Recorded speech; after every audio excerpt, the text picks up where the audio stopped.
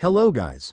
Welcome to Pika Fiction. So in this video, we will see what if Ash was the son of the legendary trainer Red and inherited a harem contract. If you enjoy these kinds of stories, don't forget to show us some love by hitting the like button and subscribing to the channel. Your support means the world to us. Now, let's start the story. Chapter 1. The Silent Mountain. The silence of the northern wilds was not empty, it was heavy. It was a physical weight, pressing down on the canopy of ancient pines with the force of a held breath.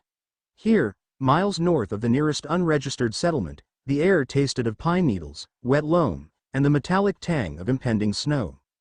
Ash Ketchum crouched on a moss-slicked branch of an elder oak, 50 feet above the forest floor. At 19, the boyish softness that had once defined his features had been carved away by years of self-imposed exile. His jawline was sharper, dusted with the rough stubble of a week spent off-grid. A jagged, pale scar ran from his left ear down to his collarbone, a souvenir from a territorial tyranitar in the Johto Badlands. He wore darker colors now, a slate-gray tactical jacket reinforced with Kevlar weave, cargo trousers stained with mud and berry juice, and fingerless gloves that had seen better days. He wasn't hunting, he was listening. On his shoulder, Pikachu sat motionless. The electric mouse was no longer the erratic, bouncing spark plug of Ash's youth. This Pikachu was a veteran of 1,000 wars. His fur was coarser, his eyes sharper, scanning the underbrush with the predatory focus of a raptor. The red pouches on his cheeks crackled softly, not with aggression, but with a low-frequency sonar pulse, feeling the electromagnetic currents of the forest. North, Ash whispered. He didn't speak to the Pokémon, he spoke to the air. Pikachu's ear twitched. He chittered, a sharp, low sound that meant agreement. Ash dropped. He fell 50 feet without a sound, catching a lower branch to break his momentum, swinging once, and landing in a crouch that disturbed nothing but the dust.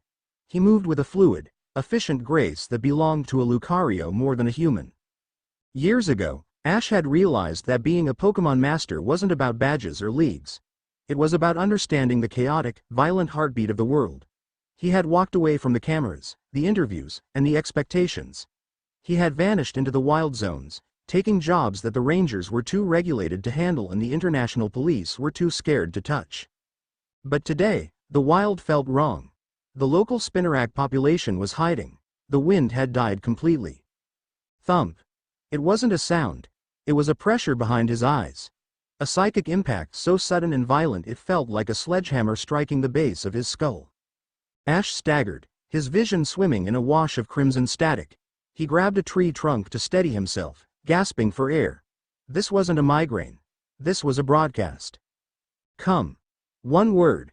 It didn't sound like a voice. It sounded like tectonic plates grinding together. It tasted like blood and ozone. Pikachu hissed, fur bristling into needles. He felt it too. The rodent leapt from Ash's shoulder, landing on the forest floor, his tail glowing with a harsh, iron-colored light. He looked north. Not just north. Up. Toward the jagged, cloud-piercing silhouette that dominated the horizon. Mount Silver. Ash wiped a trickle of blood from his nose with the back of his glove. The psychic pressure didn't fade. It throbbed, a homing beacon drilled into his nervous system. He knew that signature.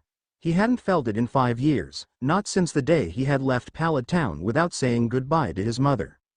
Red, Ash rasped, the name scraping his throat. He looked down at his hand. His palms were trembling.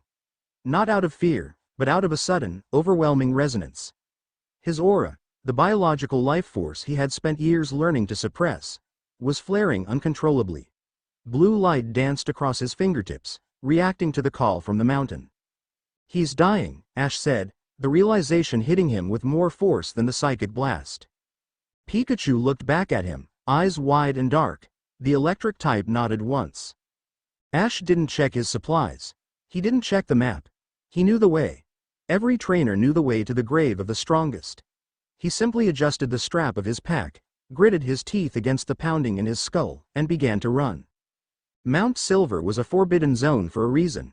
It wasn't just the high-level Pokémon, Ursaring the size of trucks, Tyranitar that ate boulders for breakfast. It was the mountain itself. The geography was hostile, shifting with treacherous intent. Ash moved up the scree slopes like a ghost. The air grew thinner, colder. The pine forest gave way to jagged rock and permafrost. By the time he reached the snow line, the sun had begun to dip, painting the sky in bruises of purple and charcoal. He didn't use Pokemon to climb. He needed his team fresh. He used his own body, hauling himself up sheer ice walls with crampons and sheer will. The psychic pulse was getting stronger, a rhythmic drumming that synchronized with his heartbeat. Come, come, come. It was a command, imperative and desperate. At 8,000 feet, the first obstacle arrived. A Skarmory, its steel feathers gleaming like surgical instruments under the moonlight, shrieked from a crag above. It dove, a silver bullet aiming for Ash's chest. Ash didn't break stride. Pikachu, Iron-tail, intercept. He didn't shout. He didn't need to. Before the words were fully formed, Pikachu had launched himself from Ash's backpack. The mouse spun in midair, tail hardening into a metallic bludgeon. Clang. The impact sounded like a church bell ringing in a canyon. The Skarmory was swatted out of the air, tumbling into a snowbank with a confused squawk. It wasn't dead, just stunned. Ash vaulted over the dazed bird, continuing his ascent without looking back. Save your energy, Ash breathed, his lungs burning in the thin air. We're not here to fight the locals. They reached the summit approach an hour later. The temperature was 40 below zero.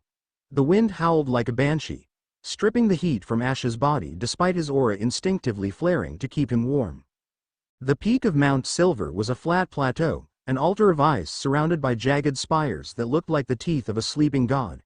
In the center of the plateau stood a figure. He sat on a rock that had been worn smooth by decades of meditation. He wore a tattered red vest and a hat with a faded, frayed brim pulled low over his eyes. Beside him, a massive Charizard lay curled in the snow, its tail flame flickering low, sputtering against the wind. Red. Ash stopped 10 yards away. The silence here was absolute. The wind seemed to die around the man on the rock. I'm here, Ash said. His voice was snatched away by the cold, but he knew Red heard him. Red didn't move. He didn't look up. He simply raised a hand, beckoning. Ash walked forward, his boots crunching loudly on the pristine snow. As he got closer, the reality of the situation settled in his gut like lead. Red looked hollow. The legendary trainer wasn't just old, he was eroded. His skin was gray, pulled tight over sharp cheekbones. His clothes were stained with something dark and wet that wasn't snow. The Charizard let out a low, rumbling whimper as Ash approached, shifting its massive head to look at him.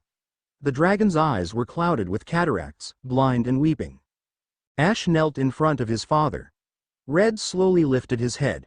Beneath the brim of the hat, his eyes were terrifying. They were glowing, not with aura, but with something archaic. A gold, geometric light that seemed to burn through his retinas. The Covenant. Red whispered. His voice was like dry leaves skittering on stone. It was the first time Ash had heard him speak in 10 years. You're hurt, Ash said, reaching for his medical kit. We need to get you off the mountain. I have a Staraptor in reserve, we can. Red's hand shot out, gripping Ash's wrist with a strength that belied his frail appearance. The grip was iron. No time, Red coughed, and blood splattered onto the white snow. It was black, tainted with a shimmering, oily substance. They are close. Who? Ash demanded, his free hand instinctively going to the Pokeball at his belt containing his Lucario. The usurpers, Red wheezed. The ones who want the chain broken. Red pulled Ash closer. The golden light in Red's eyes flared, blindingly bright. Ash, Red said, his voice suddenly clear, stripped of the pain. I was the lock. You must be the key. Do not let them rule. Dad, what are you talking about? Ash's heart hammered against his ribs. The psychic pressure was agonizing now, a screaming siren in his mind. Forgive me, Red whispered. Red slammed his other hand onto Ash's chest, directly over his heart. The world dissolved into white fire. Ash screamed. It felt like molten lead was being poured into his veins. He arched his back, his muscles seizing, as a torrent of power flooded from Red into him. It wasn't just energy, it was information. He saw flashes. Faces. A blonde woman with eyes like steel, standing atop a tower in Sinnoh. A redhead commanding water in a gym that felt like a fortress. A girl with honey-colored hair performing on a stage, hiding a dagger behind her back. A coordinator dancing with fire, her smile masking deep sorrow. He felt their heartbeats. He felt their locations. He felt the crushing weight of 1,000 ancient laws binding them to him. The Sovereign's Covenant. The transfer lasted seconds, but it felt like hours. Then, abruptly, the connection severed. Ash collapsed onto the snow, gasping, steam rising from his body. His chest burned. He clawed at his jacket, tearing the fabric open. There, etched into the skin over his heart, was a glowing crimson seal. Intricate, geometric, terrifying. He looked up. Red was gone. The man sat on the rock, but the presence was vacant. His head had fallen forward. The Charizard let out a sound that was half roar, half sob, and laid its head on Red's lap. The tail flame flickered once, twice, and extinguished. The greatest trainer in history was dead. Ash stared, his mind unable to process the grief, the shock, the burning pain in his chest. He reached out, his hand trembling, to touch his father's shoulder. Crack THOOM. The sound of a high-velocity sniper round shattering the rock inches from Ash's head snapped him back to reality. Ash didn't think. He rolled. Pikachu, smokescreen, now. Pikachu, who had been mourning silently, snapped into combat mode. He slammed his tail into the snow, kicking up a massive cloud of powder and ice, obscuring them from view. Ash scrambled behind a spire of rock, breathing hard. He tapped the side of his head, engaging his aura sight. Through the rock, through the storm, he sensed them. 6 signatures. No, 8. They were cold, disciplined, and devoid of empathy. They weren't wild Pokémon, they were humans. And they were surrounding the peak. Target missed. Reacquiring, a distorted voice crackled over a loudspeaker that echoed through the valley. The transfer is complete. The sun is the carrier. Directives updated. Kill the carrier. Shatter the Covenant. Ash peeked around the rock. Emerging from the blizzard were figures clad in matte black power armor. They looked like sleek, bipedal insects. On their chests was a symbol Ash didn't recognize, a stylized iron tread crushing a flower. They weren't League. They weren't Team Rocket. This was military-grade execution. One of the soldiers raised a heavy cannon. A dark energy began to pool in the barrel. Ash looked at the body of his father, then at the fading warmth of the Charizard. A cold, hard rage settled in his gut, displacing the grief. They hadn't even let him say goodbye. He stood up. The crimson seal on his chest pulsed, and for the first time, Ash felt the feedback loop. It wasn't just him anymore. He felt them. The women he had seen in the vision. He felt a sudden spike of anxiety from the Kalos region, a flash of anger from Kanto. He pushed it down. Pikachu, Ash said, his voice low and deadly. Volt tackle. Full output. Pikachu looked at Ash. The mouse grinned, a feral baring of teeth. Shoo. Let's clear the mountain. Ash stepped out from cover just as the soldier fired. The beam of dark energy tore through the air, aimed straight for Ash's head. Ash didn't dodge, he raised his left hand. Lucario, Aura Sphere. In a flash of blue light, his Lucario materialized from the belt, already in motion. The Jackal Pokémon caught the dark beam with a sphere of condensed aura, the collision creating a shockwave that blew the snow away for 50 yards. Greninja, Smokescreen Flank. Charizard, Air Support. Ash threw 2 more balls. The ninja Pokémon vanished into the shadows instantly. His own Charizard, smaller than Red's but faster, shot into the sky with a roar that shook the icicles from the cliffs. The squad of soldiers hesitated. They had expected a scared teenager. They got a warlord. Engage, the leader screamed. The mountain erupted into war. Pikachu was a yellow blur of violence. He didn't just shock. He moved like lightning, bouncing off the heavy armor of the soldiers, delivering thunderbolts into the joints of their suits. Greninja moved through the snow like a shark through water, his water shuriken slicing through gun barrels and sensors. Ash was in the thick of it. He wasn't standing back shouting commands. He was fighting. A soldier lunged at him with an electrified baton. Ash sidestepped, grabbed the man's wrist, and used the momentum to slam him face first into the rock. He felt the satisfying crunch of the helmet visor. Who sent you? Ash roared, pinning the soldier down. The era of kings is over. The The soldier gargled, before a shadow ball from a Gengar, released by another soldier, forced Ash to roll away. The battle was intense, but the numbers were against him. More dropships were descending through the clouds, their searchlights cutting through the gloom. Ash. Lucario telepathically barked. We cannot hold this ground. Reinforcements inbound, heavy artillery. Ash looked at his father's body one last time. He couldn't take him.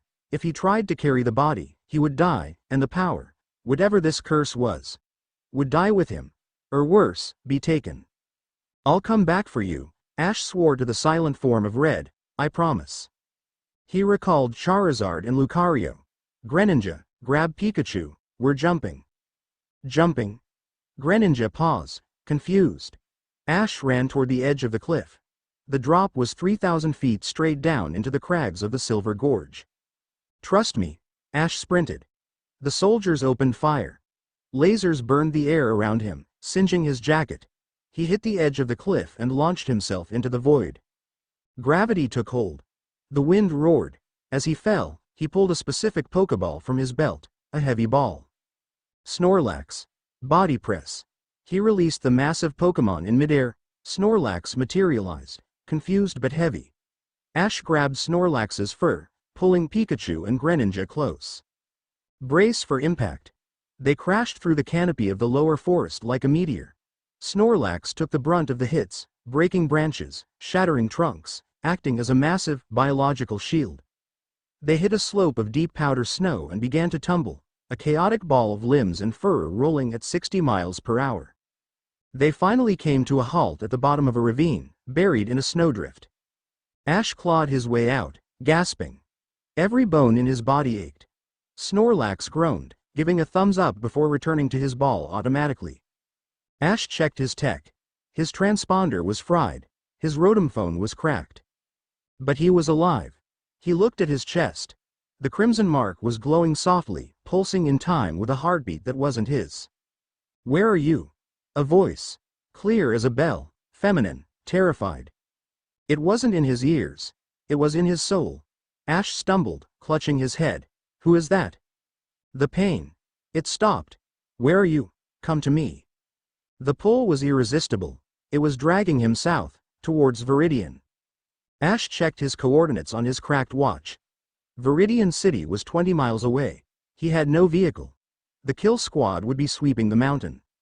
He looked at the river raging nearby. The meltwater flowed straight to the city. Greninja, Ash said, his voice rough. We're rafting. 6 hours later. The Viridian City Grand Hotel was the jewel of Kanto. Crystal chandeliers, marble floors, and the highest concentration of wealth and power on the continent. Tonight was the Inter-Regional Gala, a diplomatic summit intended to ease tensions between Kanto and Kalos. In the grand ballroom, Serena, the Kalos queen, stood by the balcony, clutching a glass of champagne she hadn't touched. She looked stunning. Her honey blonde hair was cut in a chic bob, framing a face that graced 1,000 magazine covers. She wore a gown of midnight blue silk that shimmered like the night sky, but her knuckles were white. For the last 6 hours, she had felt empty. A void had opened up in her chest, followed by a sudden, searing heat.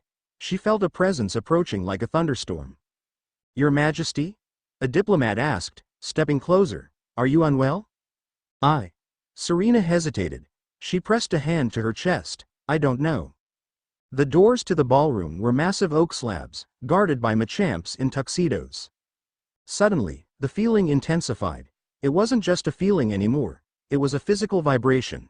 The champagne in her glass rippled. The guests went quiet. The music faltered. Boom. The main doors didn't open. They exploded. Splinters of oak and twisted metal showered the entryway. The Machamps were thrown backward as if hit by a truck. A silence descended on the room. A terrified, stunned silence. Through the dust and debris, a figure walked in. He was a ruin of a man.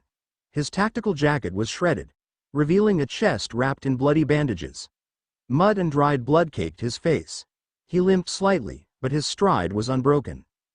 Behind him, a Pikachu crackled with electricity so intense it was arcing to the chandeliers, popping the bulbs one by one. Security guards rushed forward, hands on their Pokeballs. Stop. The intruder barked. The voice was raw, gravelly, and commanded instant obedience. The guards froze. Ash Ketchum stood in the center of the gala, surrounded by the elite of the world. He looked like a wolf that had broken into a sheep pen. He scanned the room. He didn't look at the champion Lance. He didn't look at the mayor. His eyes locked on Serena. The moment their gazes met, the air in the room sucked inward.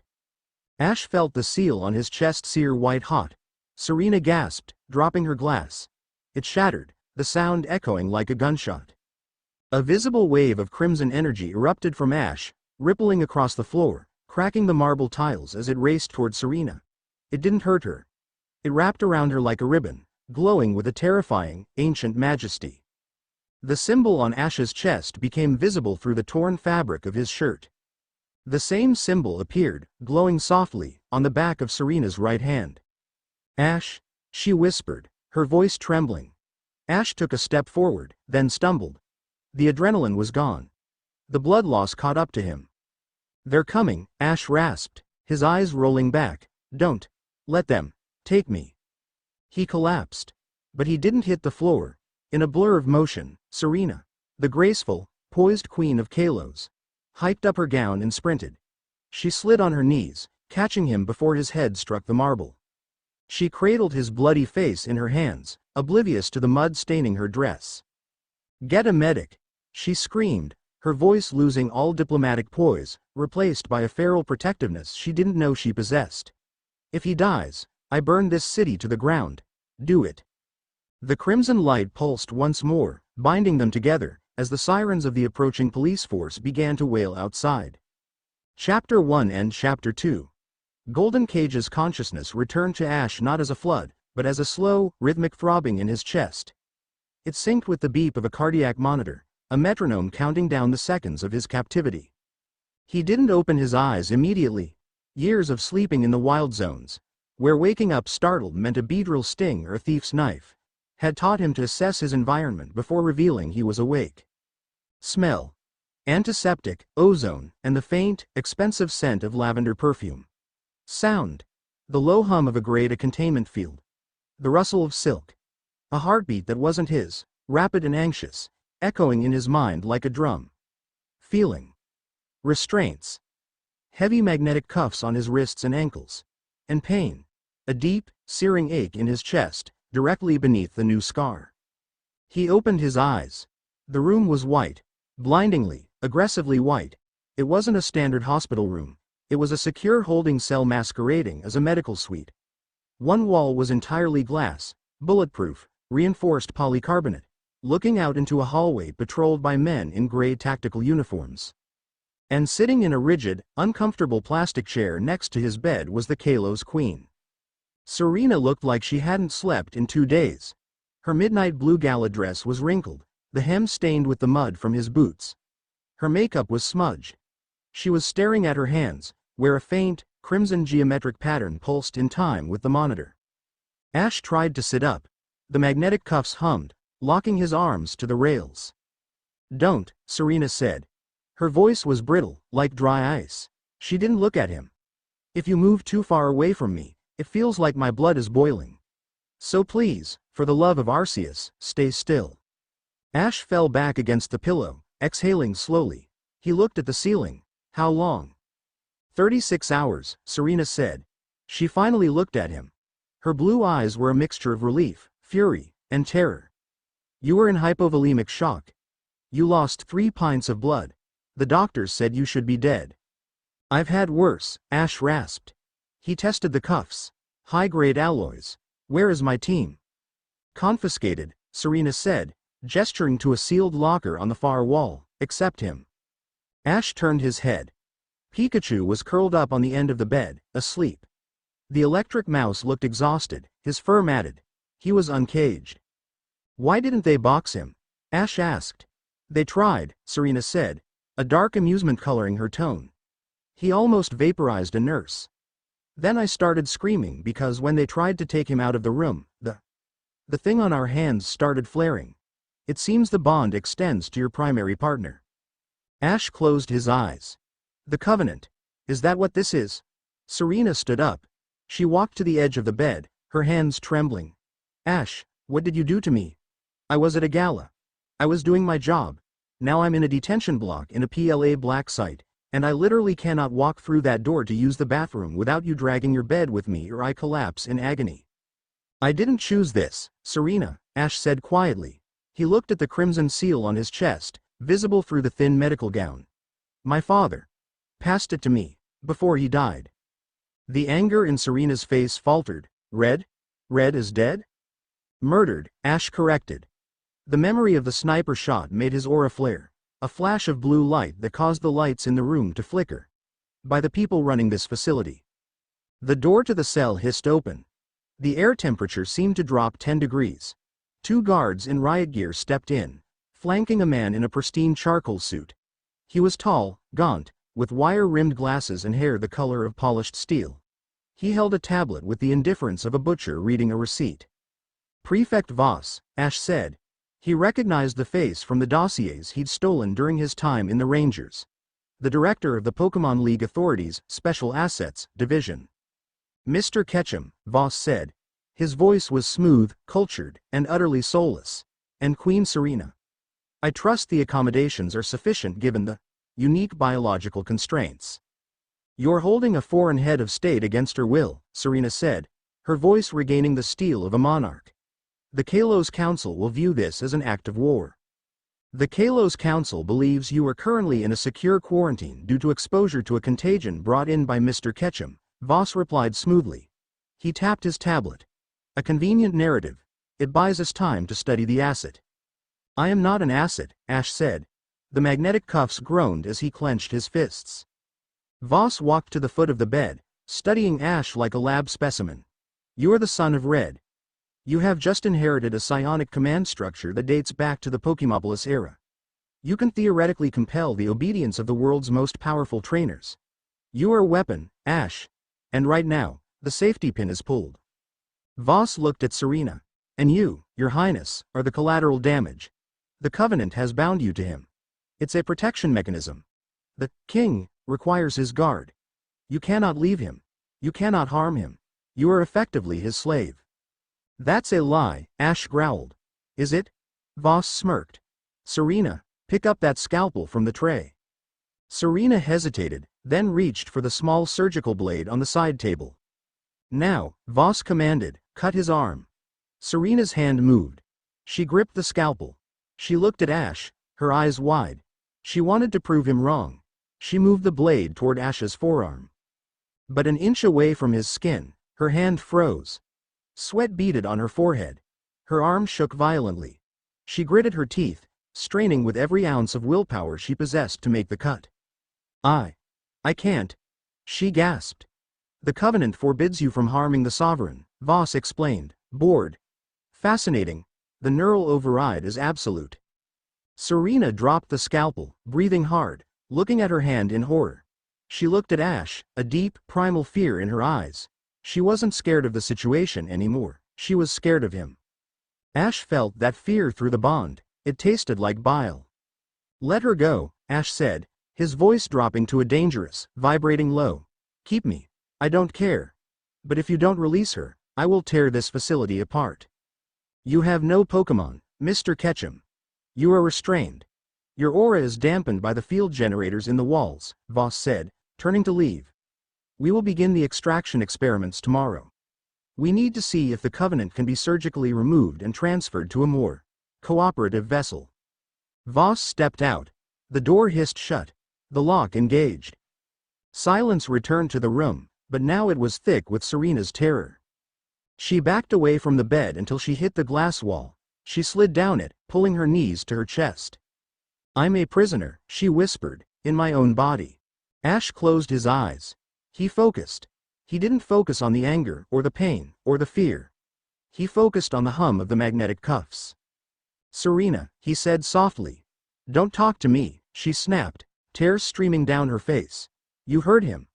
I can't even slap you if I wanted to. Listen to me, Ash said. He didn't use his command voice. He used the voice he used for frightened Pokemon. The Covenant is based on intent. It stops you from harming me because it thinks you're a threat, but it goes both ways. He looked at her. I can't command you, Serena. I won't. But I can feel you. I can feel that you're thirsty. I can feel that your left ankle is sore from those heels. Serena blinked, wiping her eyes. The bond isn't slavery, Ash lied. Or maybe he hoped. It's connection. And right now, we need to connect to get out of here. There's no way out, Serena said. We're in a black site. I've broken into Team Rocket's headquarters with a spoon, Ash said, a ghost of a grin touching his lips. This is just a hotel with bad room service. Come here. Why? Because I need you to unlock these cuffs. I don't have a key. You have a hairpin, Ash noted. And I have the knowledge. I'll tell you exactly how to move it. But you have to trust me. Not because the magic tells you to, but because you know me. We traveled together for 2 years, Serena. Do you really think I want a slave? Serena looked at him. She searched his face, the scars, the grit, the dark eyes that were still, somehow, the same warm brown she remembered from Kalo's. She stood up. She pulled a long, jeweled pin from her hair. She walked to the bed. Her hands were steady now. If you get us killed, she whispered, I'm going to find a way to haunt you. Deal. The breakout wasn't loud, it was surgical.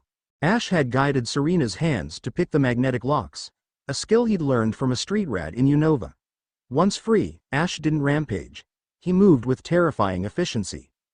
He retrieved his belt and Pokeballs from the locker using the passcode he'd memorized by watching the reflection in Voss's glasses. He returned Pikachu's Pokeball to his belt but left the mouse out. Stay close, Ash whispered.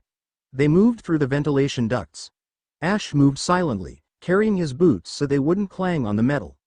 Serena, barefoot and holding her heels, followed. The bond made it easier. They didn't need to speak. When Ash stopped, Serena felt the urge to stop. When Ash tensed, she crouched. They reached the sub-basement loading dock. We need a vehicle, Ash signaled. A transport truck was idling by the bay doors. 2 guards were smoking near the exit. Ash dropped from the vent, landing behind a stack of crates. He signaled Serena to stay. Pikachu, Iron-tail. Silent takedown. Pikachu moved. A blur of yellow. 2 thumps. The guards were unconscious before their cigarettes hit the floor. Ash waved Serena over. Get in the truck. Ash, Serena hissed, pointing at the blast doors. They were opening, but it wasn't reinforcements. A sleek, black helicopter hovered outside the bay doors, its rotors whirring in whisper mode. A rope ladder dropped. Standing in the open bay of the chopper was not a PLA agent. It was a woman with fiery red hair tied back in a tactical ponytail, wearing a dark blue flight suit. Misty. Get in, catch him. She shouted over the rotor wash, before I change my mind and leave your ass here. Ash grabbed Serena's hand. Change of plans, we're flying. They sprinted across the tarmac, but as they reached the ladder, the floodlights snapped on. Target acquired. A mechanical voice boomed from the facility roof. A sniper shot rang out. Ash felt it before he heard it. A premonition. A spike in his aura. The bullet wasn't meant for him, it was meant for the trigger. Serena was climbing the ladder, her back was exposed. Ash didn't think. He didn't use a Pokemon, he didn't have time to call Lucario. He pivoted, planting his feet, and threw his body between the trajectory of the bullet and Serena.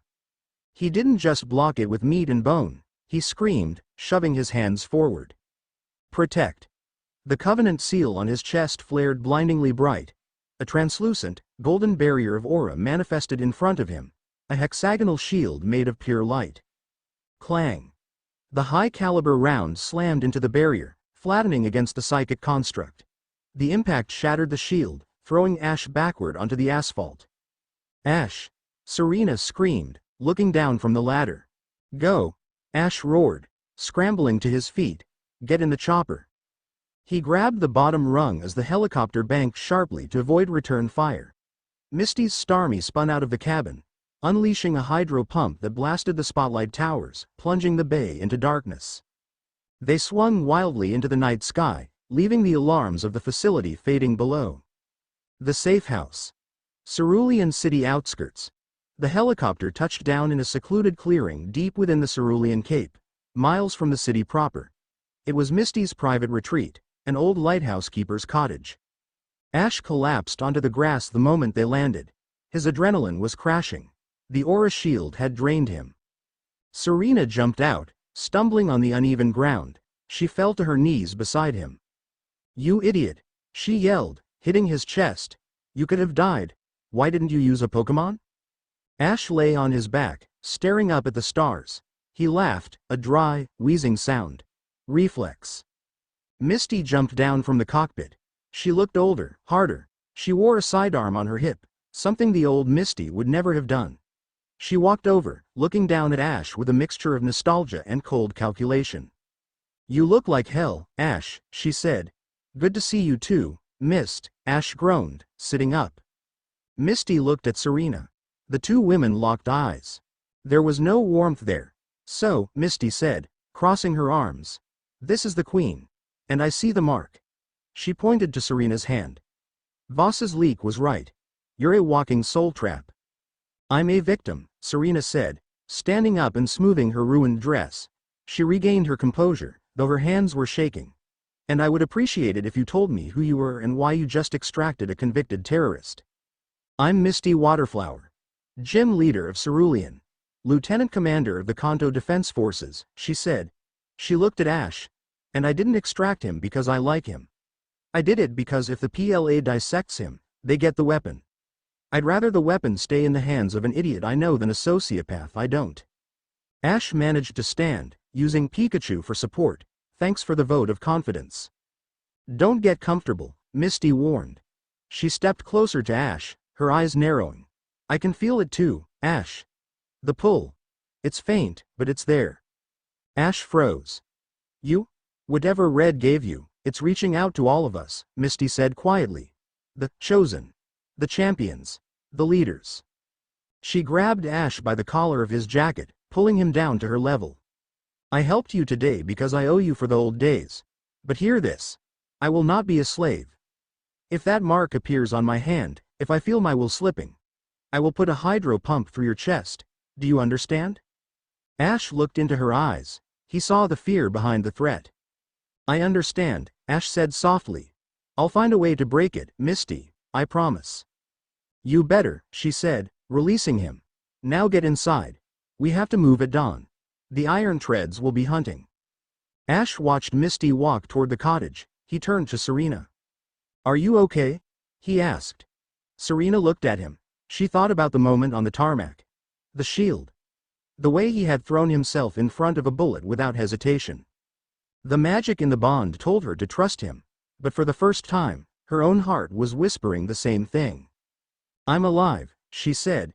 She reached out, hesitating, then brushed a smudge of dirt from his cheek. "And you're not a terrorist. You're just Ash."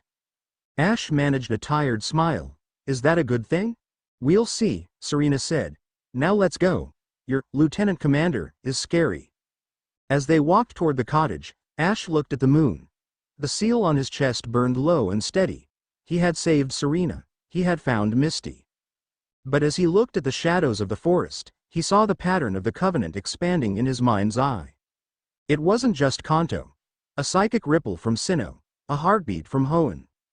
The pieces were moving on the board, and he was the king they were all trying to capture. Chapter 2 and Chapter 3. Tides of War. The morning sun over the Cerulean Cape didn't feel like a blessing, it felt like an interrogation lamp. Inside the safe house, the air was thick with the smell of brewing coffee and unvoiced hostility. Ash sat at the scarred wooden kitchen table, his chest heavily bandaged, nursing a mug of black coffee. He watched the steam rise, trying to ignore the persistent, rhythmic thrumming of the Covenant seal against his sternum. It was quieter now, a low-grade fever rather than a scream, but it was always there. Serena sat across from him, peeling an oran berry with surgical precision. She had exchanged her ruined gala gown for spare clothes Misty had thrown at her, oversized gray sweatpants and a tank top emblazoned with the logo of the Cerulean Coast Guard. She looked tired, displaced, and wary. Misty stood by the window, cleaning a disassembled Glock 19. The years had been kind to her features but brutal to her demeanor. The side ponytail was gone, replaced by a sharp, asymmetrical crop that stayed out of her eyes during combat. Her shoulders were broader, muscled from years of swimming against riptides and wrestling Gyarados. She didn't look like a gym leader. She looked like a soldier waiting for the perimeter alarm to trip. "You're staring," Misty said without looking up from the gunslide she was oiling. I'm thinking, Ash corrected. Think quietly. You're loud. Misty snapped the slide back onto the frame with a metallic clack. She holstered the weapon and turned to face him. Her eyes, once a bright, playful teal, were now the color of the deep ocean, dark, pressurized, and dangerous. We need to move, Ash said, setting the mug down. Voss knows we're in the sector. He'll sweep the grid. Voss isn't sweeping anything, Misty said. I jammed the local surveillance net an hour ago. We have a window. But before we go anywhere, Ketchum, we're going to settle this. Settle what? This. Misty walked over to the table and slammed her hand down. Ash looked at her hand. It was trembling slightly. Faint, blue veins were pulsing unnaturally under her skin, tracing a geometric pattern that hadn't fully formed yet. I can feel it, she hissed, her voice dropping to a whisper. It's like a hook in the back of my brain. It's telling me to trust you. It's telling me to follow you. I woke up this morning, and my first thought wasn't, check the perimeter. It was, is Ash safe? She leaned in, her face inches from his. I hate it. Misty, I can't control it, Ash said, holding her gaze.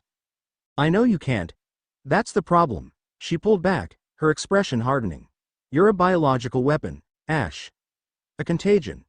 And I need to know if the man inside that weapon is strong enough to hold the leash. Or if I'm going to have to put a bullet in you to save the region. Serena dropped her knife. You can't be serious. Dead serious, Your Highness, Misty shot back. This isn't a performance. This is war. Misty grabbed a Pokeball from her belt and tossed it in the air, catching it on the return. Meet me at the gym. The real gym.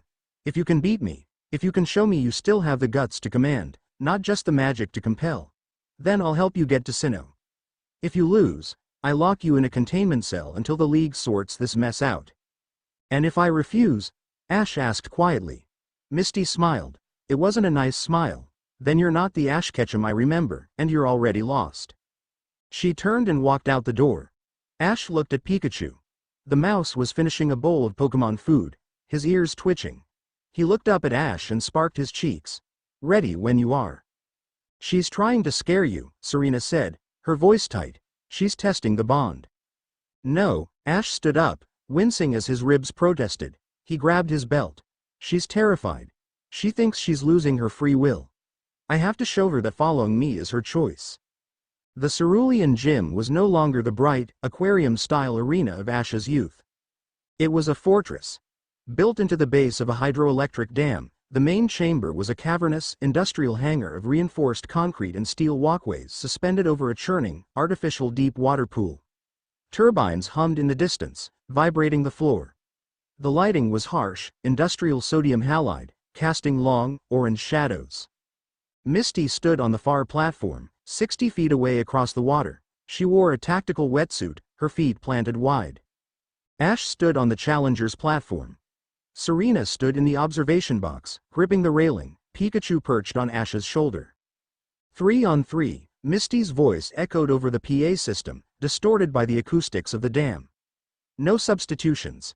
Environment is hazard class. Lethal force is authorized but discouraged. Ash narrowed his eyes. Lethal force?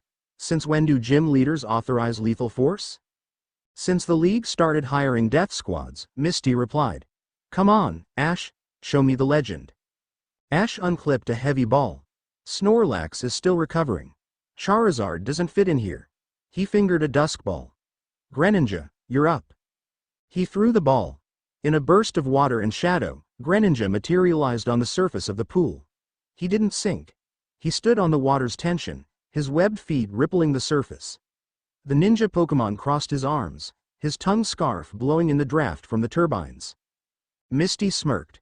Speed. Predictable. She threw a net ball. Kingdra. Flood stage. The dragon water hybrid burst from the depths, a sleek missile of blue scales. It didn't roar. It hissed, a sound like steam escaping a pipe. Begin. Greninja, water shuriken, Ash commanded. Greninja leapt, twisting in the air, flinging 3 compressed stars of water at the Kingdra. Hydro pump. Intercept, Misty ordered calmly. Kingdra fired a pressurized beam of water. It didn't just deflect the shurikens. It shattered them into mist and continued, slamming into Greninja mid-air. Greninja was blasted backward, skipping across the water like a stone. He recovered, digging his fingers into the concrete wall of the pool to stop his momentum. "She's faster," Ash muttered. Kingdra's ability. Swift swim. The current in the pool is accelerating it. "Don't think, Ash," Misty yelled. "Feel it. The Covenant is giving you my tactical data. Use it or die." Ash gritted his teeth. She was right. He could feel pulses of intent from Misty. He knew she was going to order a dragon pulse before she even opened her mouth. "It feels like cheating." "No," a voice in his head, Red's voice, whispered. "It's not cheating, it's command." Ash closed his eyes for a fraction of a second. He felt the water. He felt the vibrations of the Kingdra moving beneath the surface. Greninja. Cut the surface. Ice beam on the water. Greninja didn't aim at the dragon. He aimed at the pool. A beam of sub-zero energy struck the churning water. Instantly, the surface froze into a jagged archipelago of ice floes. Kingdra breached, confused by the sudden solid terrain. Aerial ace. Greninja vanished. He reappeared behind Kingdra, slamming a glowing foot into the dragon's neck. Kingdra crashed onto the ice, sliding into a steel pylon. Point 1. Ash breathed. Misty didn't flinch. She recalled Kingdra. Smart. Changing the battlefield, but ice breaks. She threw her second ball. Politoed, make it rain. The green frog Pokemon appeared, clapping its hands. Instantly, the humidity in the room spiked to 100%. Clouds formed near the ceiling. Rain began to fall, heavy, torrential sheets that soaked Ash to the bone in seconds. Lucario. Ash swapped. His aura Pokemon materialized on one of the ice floes. Lucario hated the water. He growled, his fur matting instantly. The rain weakens fire, strengthens water, Ash analyzed, but it also conducts. Politoed, perish song. Misty commanded. Ash's eyes widened. Lucario, shut him up, bone rush. Lucario sprinted across the melting ice, generating a staff of blue energy. He leapt at Politoed. Bounce. Politoed launched itself high into the air, vanishing into the steam and rain clouds near the ceiling. He's gone. Ash scanned the rafters. Aura sight. Lucario closed his eyes, sensing. Above, behind, back kick. Lucario spun, lashing out blindly. His foot connected with Politoed as it descended, but the frog was slippery. The blow glanced off. Politoed landed and opened its mouth. A haunting, discordant melody echoed through the chamber. Perish song. A countdown to unconsciousness. 3 turns. We can't win a long game, Ash realized. Lucario, Aura Sphere. Max output, aim for the turbines. What? Misty yelled. Lucario fired. The sphere didn't hit Politoed. It hit the massive intake fan on the wall. The fan shattered, sending metal shrapnel raining down into the water. The current stopped. The pool went still. Close combat. Lucario used the debris as stepping stones, closing the distance in a blur. He unleashed a flurry of blows on the Politoed. The frog tried to counter, but without the chaotic water to hide in, it was outmatched in hand-to-hand combat. Politoed slumped. Lucario landed on the platform, panting, the dark timer of the perish song fading as the opponent fainted. 2 down, Ash called out, wiping rain from his eyes. You ready to talk yet? Misty recalled Politoed. She looked furious and impressed. Not yet, she said. She reached for the final ball. It was a cherish ball, red and black. You wanted to see the monster, Ash? Here he is. She threw it. The water in the pool exploded. Rising from the depths was a beast that barely fit in the chamber. Gyarados. But not just any Gyarados. This one wore a collar embedded with a key stone. Mega Evolve. Misty screamed, slamming her hand onto the trigger on her wetsuit. The symbol of the Covenant on her hand flared in sync with the Mega Evolution. The Gyarados roared, its body twisting and cracking. Light encased it. When the light shattered, Mega Gyarados loomed over them. It was a sleek, armored leviathan of black and crimson. Its presence was suffocating. The sheer pressure of its mold-breaker ability made the air feel heavy. Pikachu, Ash said. Pikachu hopped down from the railing. He didn't look like a mouse anymore. He looked like a thunderstorm contained in a small body. End this, Ash whispered. Gyarados, Hydro Pump, Level 5. The blast of water was so powerful it stripped the paint off the walls. Pikachu didn't dodge. Thunderbolt. Ride the stream. Pikachu jumped into the hydro pump. He encased himself in electricity, using the water beam as a conductor. He swam upstream, a streak of yellow lightning fighting the torrent of blue destruction. It was a clash of wills. Ash versus Misty. Suddenly, the lights in the gym turned red. A siren, shrill and terrifying, cut through the roar of battle. Alert. Biohazard detected. Sector 4. Water supply compromised. Misty froze. What? The water in the pool beneath Gyarados began to bubble. It turned a sickly, violent purple. Mega Gyarados screamed. It wasn't a battle cry, it was a shriek of agony. The toxin was entering its gills.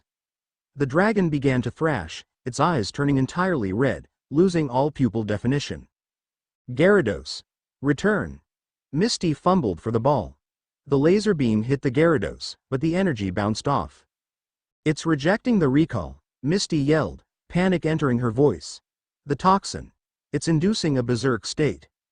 The Mega Gyarados turned its massive head toward the observation box, toward Serena. No, Misty screamed. She dove into the water, swimming toward her Pokémon, trying to physically intervene. Ash! Serena shouted, backing away as the Gyarados lunged, its jaws snapping through the steel railing like it was spun sugar. Ash didn't think. The tactical view of the battle vanished, replaced by pure instinct. He jumped.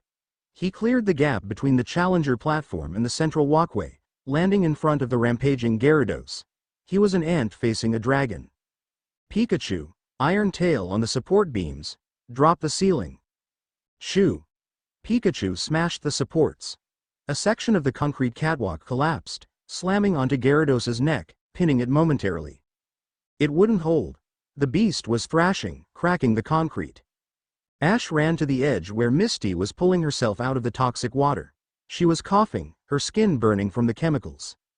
The antidote, Ash yelled, grabbing her shoulders. Does the gym have a stockpile? Control room. Misty wheezed, pointing up. Ventilation. Purge. Serena. Ash's voice boomed, amplified by his aura. Get to the control room, hit the emergency flush. Serena didn't hesitate. She scrambled up the ladder, her heels discarded, moving with desperate speed. Ash turned back to the Gyarados. It had thrown off the concrete. It was gathering energy for a hyper beam. At point-blank range, it would vaporize Misty and Ash. I can't stop it, Misty cried, tears streaming down her face. He's in pain. He doesn't know who I am. Ash grabbed Misty's hand. The one with the Covenant mark. Yes, he does, Ash said fiercely. But you're scared. He feels your fear, and it's making him panic. You have to calm down. I can't. Look at me, Ash commanded. The Covenant flared. The crimson light from Ash's chest poured into Misty's arm. Link with me, Ash said. I'll take the fear, you take the command. He opened his mind. He pulled the terror out of Misty's psyche, the fear of the toxin, the fear of Voss, the fear of losing herself. He absorbed it into his own aura, letting it burn him. In exchange, he pushed clarity into her. Misty gasped. Her eyes cleared. She felt Ash's presence, solid, immovable, warm. She turned to the dragon. She didn't shout, she didn't scream. She raised her hand, the Covenant mark glowing a brilliant, calming blue. Gyarados, she whispered.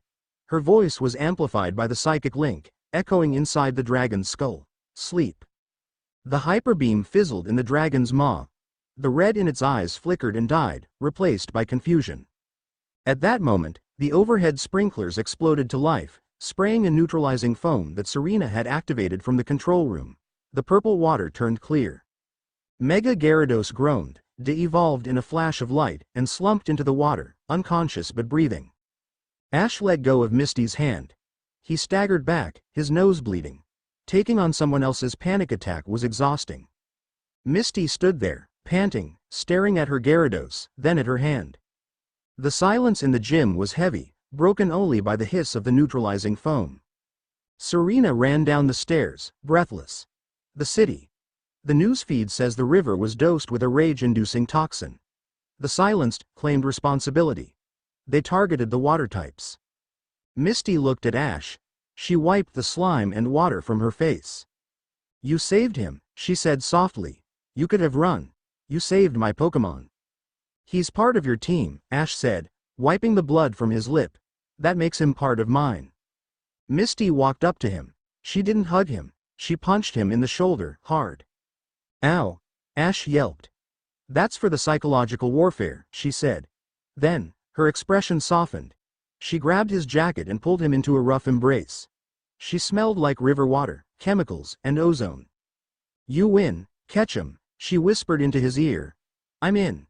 God help us all, I'm in. Ash patted her back awkwardly. Welcome to the team, Mist.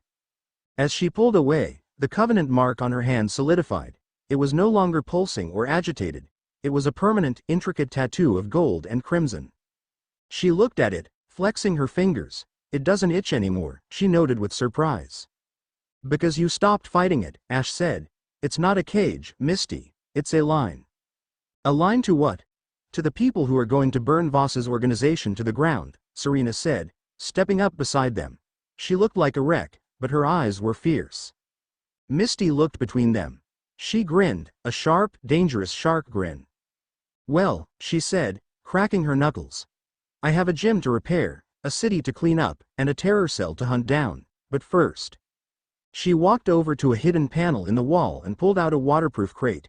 She popped the lid, revealing a rack of military-grade supplies, rations, and 3 high-tech tactical vests. If we're going to Sinnoh to find Cynthia, Misty said, tossing a vest to Ash, we're going to need better gear. Voss has eyes everywhere. Ash caught the vest. He looked at the logo on the chest. It wasn't the League logo. It was an old, stylized R that had been modified. Where did you get this? Ash asked. Let's just say I have some contacts in the underworld who hate the PLA as much as we do, Misty said coyly. Now suit up. We have a boat to catch. Ash put on the vest. It felt heavy, it felt like armor. He looked at the 2 women standing with him, the Queen and the Commander. The Covenant hummed, not with pain, but with anticipation. Sinnoh was next, and the Dragon Champion was waiting. Chapter 3 and Chapter 4. The Dragon's Court Sinnoh did not welcome visitors, it tolerated them. The wind in the northern reaches of the region was a physical assault, carrying the bite of the glaciers from Snowpoint. It stripped the warmth from the air and left only the scent of old stone and frozen earth. Ash, Misty, and Serena moved through the fog-shrouded streets of Celestic Town like wraiths. They had abandoned their stealth transport miles back, hiking the rest of the way to avoid the aerial patrols of the Sinnoh Defense Force, which was currently on high alert following the terrorist attack in Cerulean. Ash pulled his heavy cloak tighter. The tactical vest underneath was stiff and uncomfortable, but the weight was grounding. Beside him, Misty scanned the rooftops, her hand never straying far from her belt. Serena walked close to Ash, her eyes scanning the faces of the few locals brave enough to be out in the dusk. She knows we're here, Ash said, his voice barely audible over the wind. How? Misty whispered, checking a handheld sensor. I have no pings on the radar, no psychic sweeps. Because I can feel her, Ash replied. He pressed a hand to his chest. The Covenant seal was burning with a different intensity here. With Misty, it was a volatile, rushing current. With Serena, it was a desperate, clinging heat. But this felt like gravity, heavy, ancient, inevitable. They reached the center of the town, dominated by the massive shrine to Dialga and Palkia. But Ash walked past it, heading toward the ruins excavated into the cliffside. Standing at the entrance to the ruins, leaning against a pillar of weathering limestone, was a woman. She wore a long, black trench coat over her signature black ensemble. Her blonde hair fell over one eye, obscuring half her vision but none of her presence. She was holding a datapad, reading it with the casual disinterest of someone checking the weather. Cynthia. The champion of Sinnoh. The strongest trainer in the Northern Hemisphere. She didn't look up as they approached. You're late, she said. Her voice was smooth, rich, and utterly commanding. I expected Red's sun to be faster. We ran into turbulence, Ash said, stopping 10 feet away. Cynthia finally looked up. Her visible eye was gray, piercing, and terrifyingly intelligent. She scanned the group, the exhausted queen, the tense gym leader, and the battered boy in the center. Misty Waterflower, Cynthia noted, nodding politely. And Queen Serena. You're a long way from your jurisdictions. And you are officially fugitives. We're not here to fight, Cynthia, Misty said, stepping forward, her hand hovering near a Pokeball. Good, Cynthia smiled, but it didn't reach her eyes. Because if you were, this conversation would have ended 3 minutes ago when my Garchomp scented you at the perimeter. She gestured with her chin toward the shadows of the cave entrance. A pair of glowing, predatory eyes blinked in the darkness. A low growl vibrated in everyone's chest. Come inside, Cynthia said, turning her back on them. The League is monitoring the satellites. The ruins are shielded by ancient magnetism. We can talk there. The interior of the Celestic ruins was a cathedral of history. Murals depicting the creation of the universe covered the walls. Arceus, the jewel of life, the original one.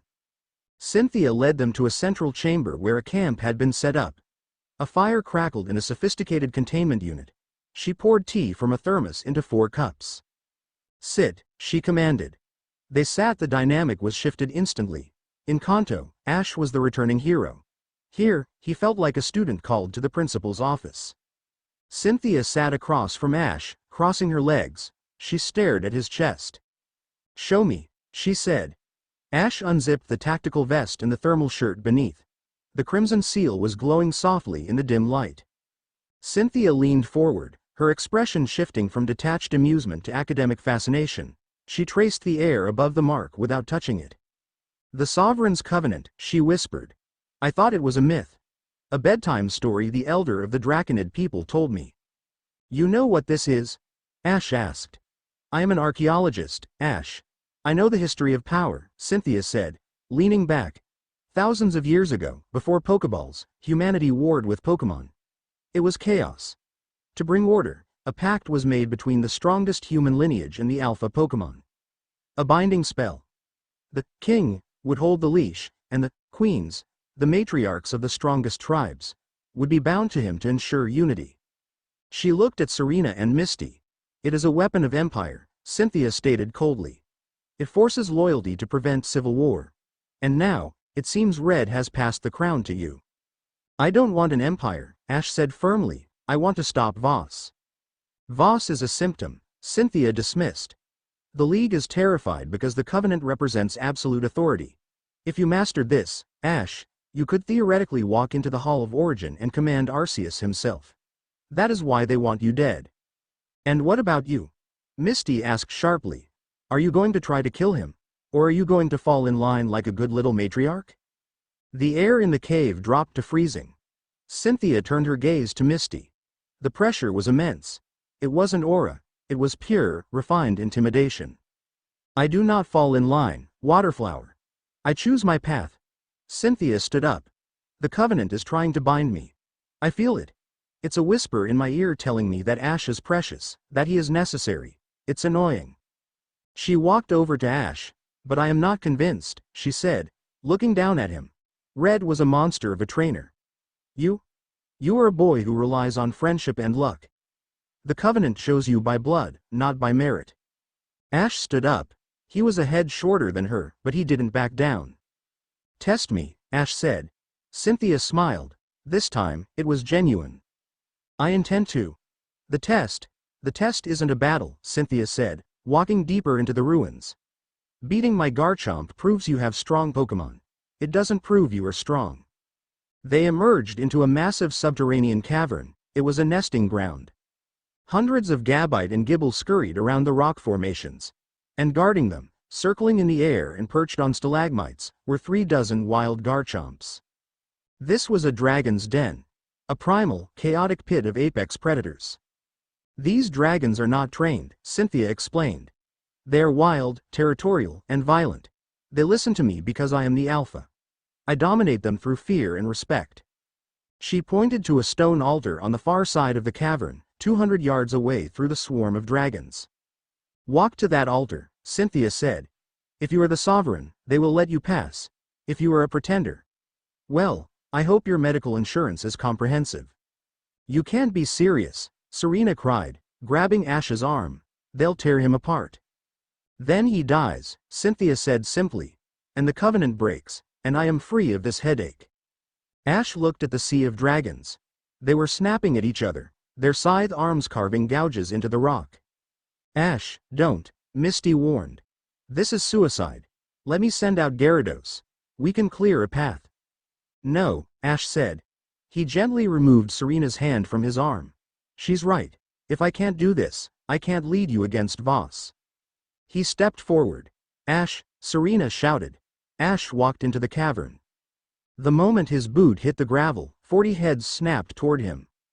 For a second, there was silence. Then, a roar shook the stalactites loose from the ceiling.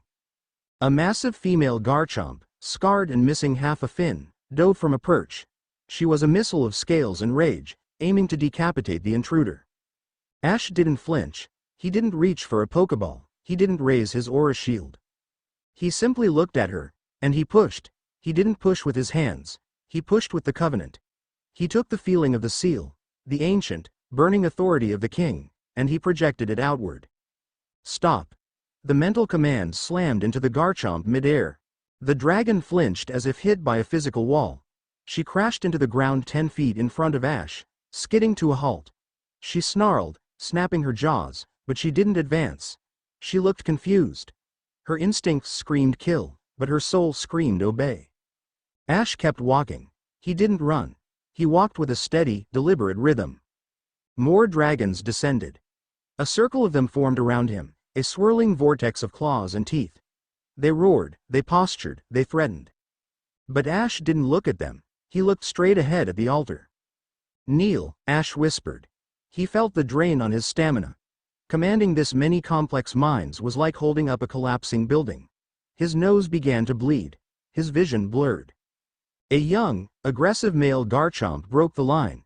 It lunged for Ash's back. Ash spun. He didn't dodge. He extended his hand, palm open, inches from the dragon's nose. I said kneel, Ash roared. The shout wasn't just sound. It was an aura blast, amplified by the covenant. A shockwave of crimson and blue light erupted from him. The young Garchomp was flattened, pressed into the dirt by an invisible weight. The entire cavern went silent. Ash stood over the dragon, his eyes glowing with that same terrifying gold light Red had shown on the mountain. He wasn't Ash Ketchum from Pallet Town anymore. He was the heir. Slowly, one by one, the Garchomps lowered their heads. They folded their scythes. They pressed their bellies to the stone. Ash turned and walked the remaining distance to the altar. He placed his hand on the cold stone. He turned back to look at Cynthia. The champion was standing on the ledge, her arms uncrossed. Her expression was unreadable, but her eyes were wide. Ash collapsed. The golden light faded. He fell to his knees, gasping for air, the exertion nearly knocking him out. The Garchomps shook their heads, the trance broken. They looked at Ash, then at Cynthia. They didn't attack. They recognized the hierarchy had changed. 1 hour later, Ash was sitting by the fire, holding an ice pack to his head. Serena was fussing over him, wiping the blood from his nose, while Misty sat in stunned silence. Cynthia walked in. She had changed out of her coat. She sat down next to Ash, not across from him. You were reckless, Cynthia said softly. I learned from the best, Ash mumbled. You dominated a pack of alpha-class dragons with nothing but intent, Cynthia mused. Do you realize how terrifying that is, Ash? That isn't training. That is tyranny. I didn't force them to hurt themselves, Ash argued. I just forced them to listen. For now, Cynthia warned. Power corrupts. The Covenant was created to end wars, but it also started them. You need to be careful. She reached out and took his hand. Ash flinched. Relax, Cynthia said. I'm not going to bite. She looked at her own hand. The Covenant mark was forming there now. Elegant, sharp, black and gold. I feel it, she admitted. The connection. It's quieter than I expected. It feels like respect. She squeezed his hand. I will join you, Ash. Not because the magic tells me to, but because if someone has to hold this power, I would rather it be the boy who saved the world 3 times and asked for nothing in return. Ash looked at her. For the first time, he saw the exhaustion behind Cynthia's mask. The loneliness of being the one everyone relied on. You don't have to carry it alone, Ash said. Cynthia looked surprised. Then, she let out a soft laugh. I suppose I don't. Suddenly, the ground shook. A deep, resonating boom echoed through the ruins. Dust fell from the ceiling. Misty was on her feet instantly. Explosion. No. Cynthia stood up, her face hardening into stone. Impact. She pulled out a device. Seismic sensors just triggered. Something just smashed into the upper courtyard. Something heavy. Voss? Serena asked.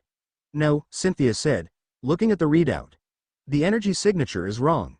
It's not tech, it's organic. A roar echoed down the tunnel. It wasn't a Garchomp.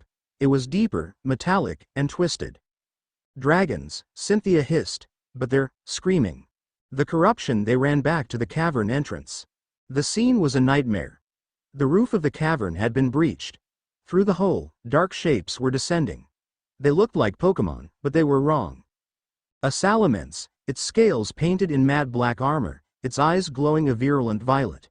A Hydreigon with cybernetic implants grafted to its heads.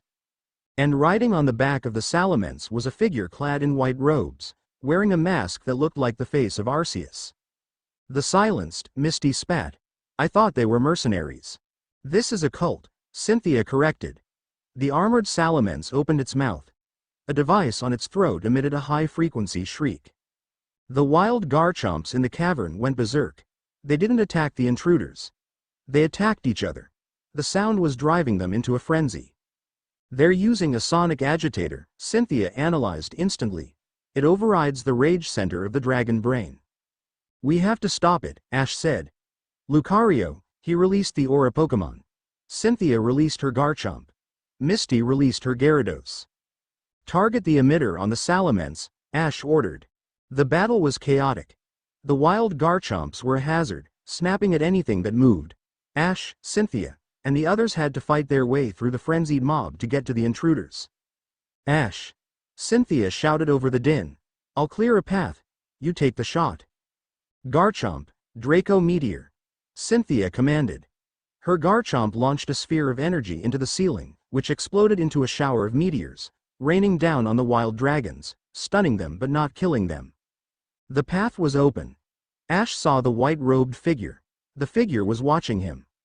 Ash Ketchum, the figure amplified voice boomed. The false king. Who are you? Ash yelled. I am the herald, the figure said, and we do not accept the covenant. The armored Salamence dove at Ash. Greninja. Ash threw the ball. Water shuriken. Greninja appeared, intercepting the Salamence, but the armored dragon was too heavy. It smashed through the attack and slammed into Greninja. Ash didn't wait. He felt the covenant pulling at him, not just his power, Cynthia's power.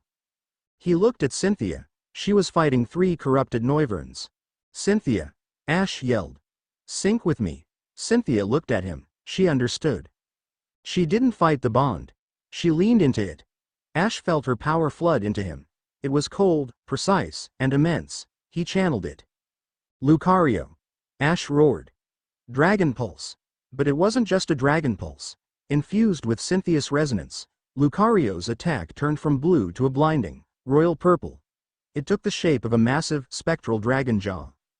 The blast hit the armored Salamence directly. The armor shattered. The sonic emitter exploded. The herald was thrown from the mount, crashing into the dirt. The wild Garchomps, free from the noise, stopped fighting. They turned their heads toward the fallen Salamence. They were angry. Retreat. The herald screamed, tapping a teleportation device on his wrist. Don't let him go, Misty yelled, firing her gun. The bullet sparked off a barrier. The herald vanished in a warp of light, taking the broken Salamence with him. The aftermath silence returned to the cavern, broken only by the whimpers of injured dragons. Cynthia recalled her Garchomp. She walked over to Ash. She looked at him, really looked at him.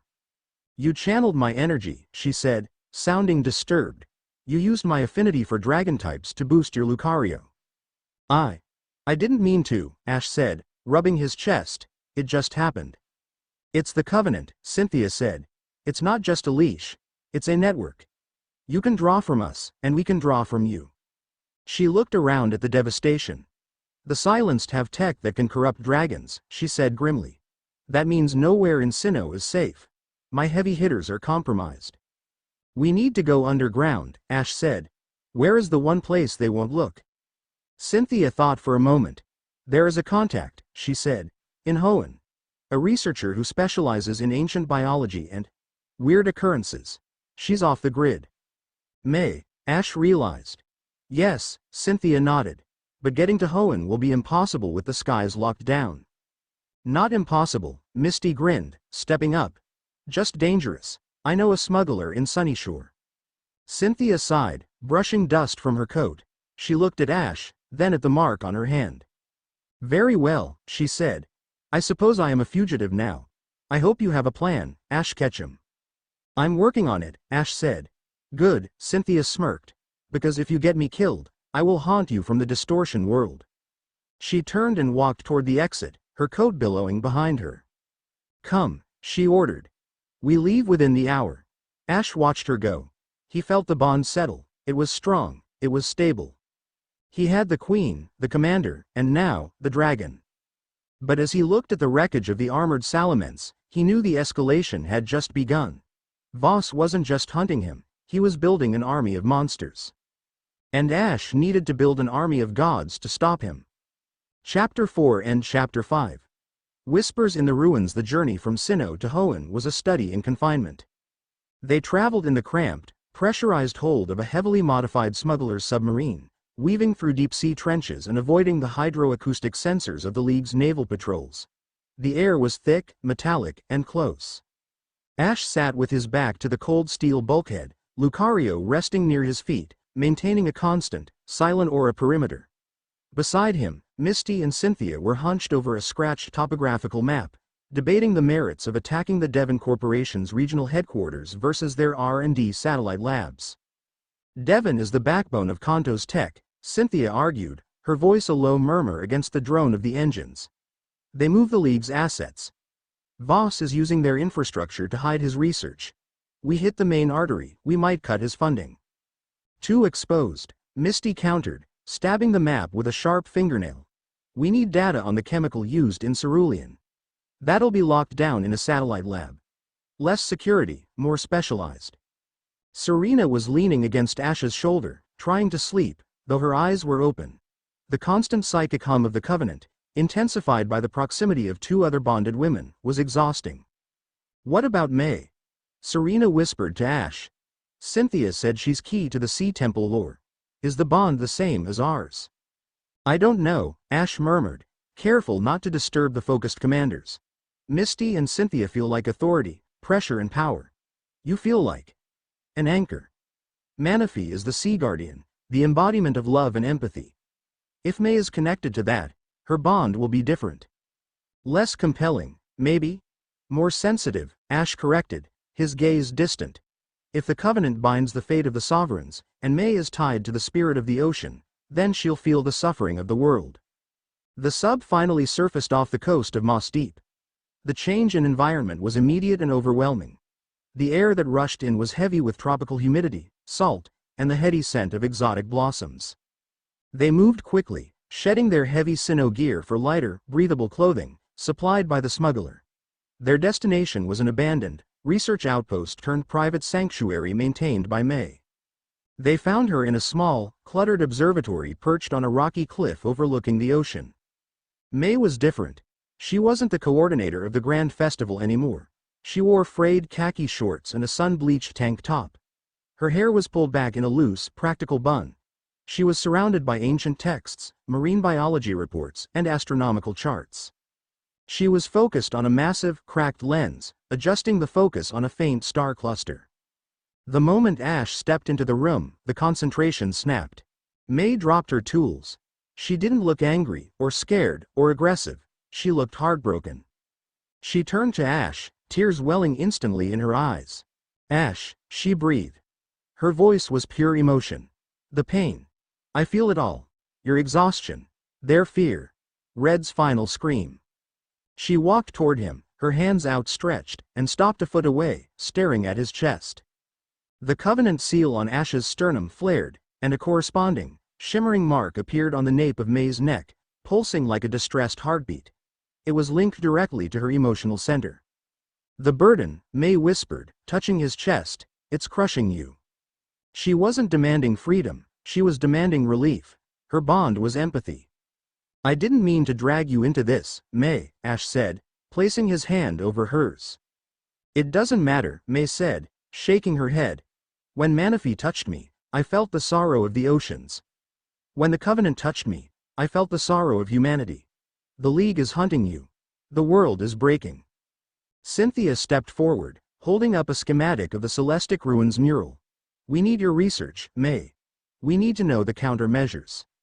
May wiped her eyes and, instantly, her researcher's composure returned. "The Covenant isn't a spell, Cynthia," May said, pulling a massive, braille scroll from a secure vault. "It's an energetic key.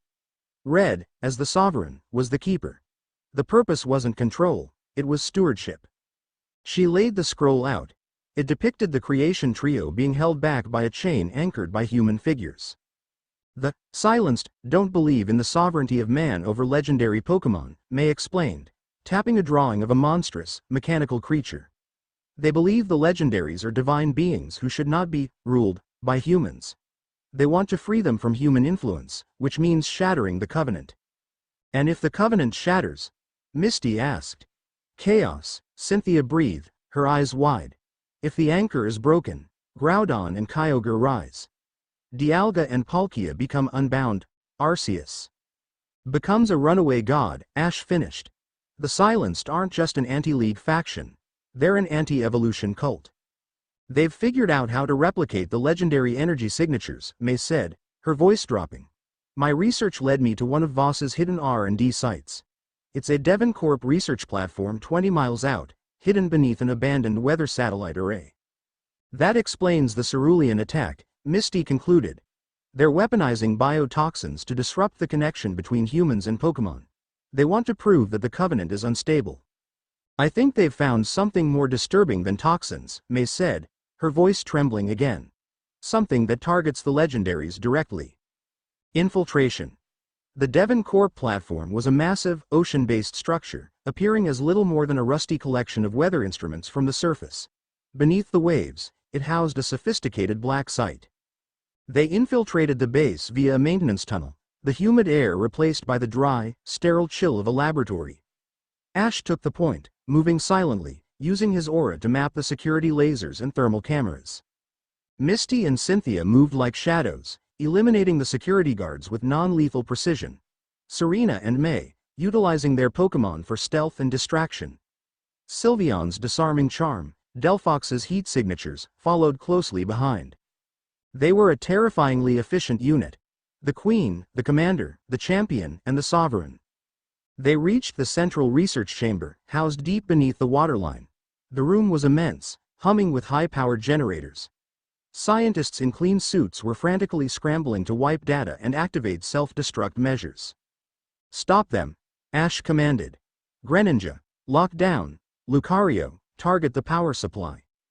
The Pokémon moved. Greninja encased the exit in a wall of fast-freezing ice.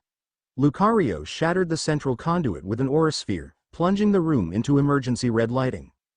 As the chaos subsided, May let out a small, choked gasp. "Oh, Arceus, no," she whispered.